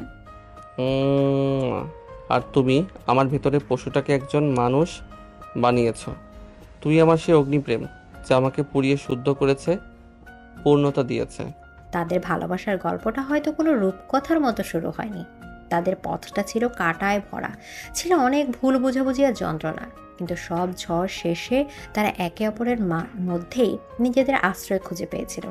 যে ভালোবাসা ঘৃণার আগুন থেকে জন্ম নেয় তার উত্তাপ হয়তো একটু বেশিই হয়। আরিয়ান আর স্নেহার ভালোবাসাও ছিল ঠিক তেমনই তীব্র, গভীর এবং চিরন্তন।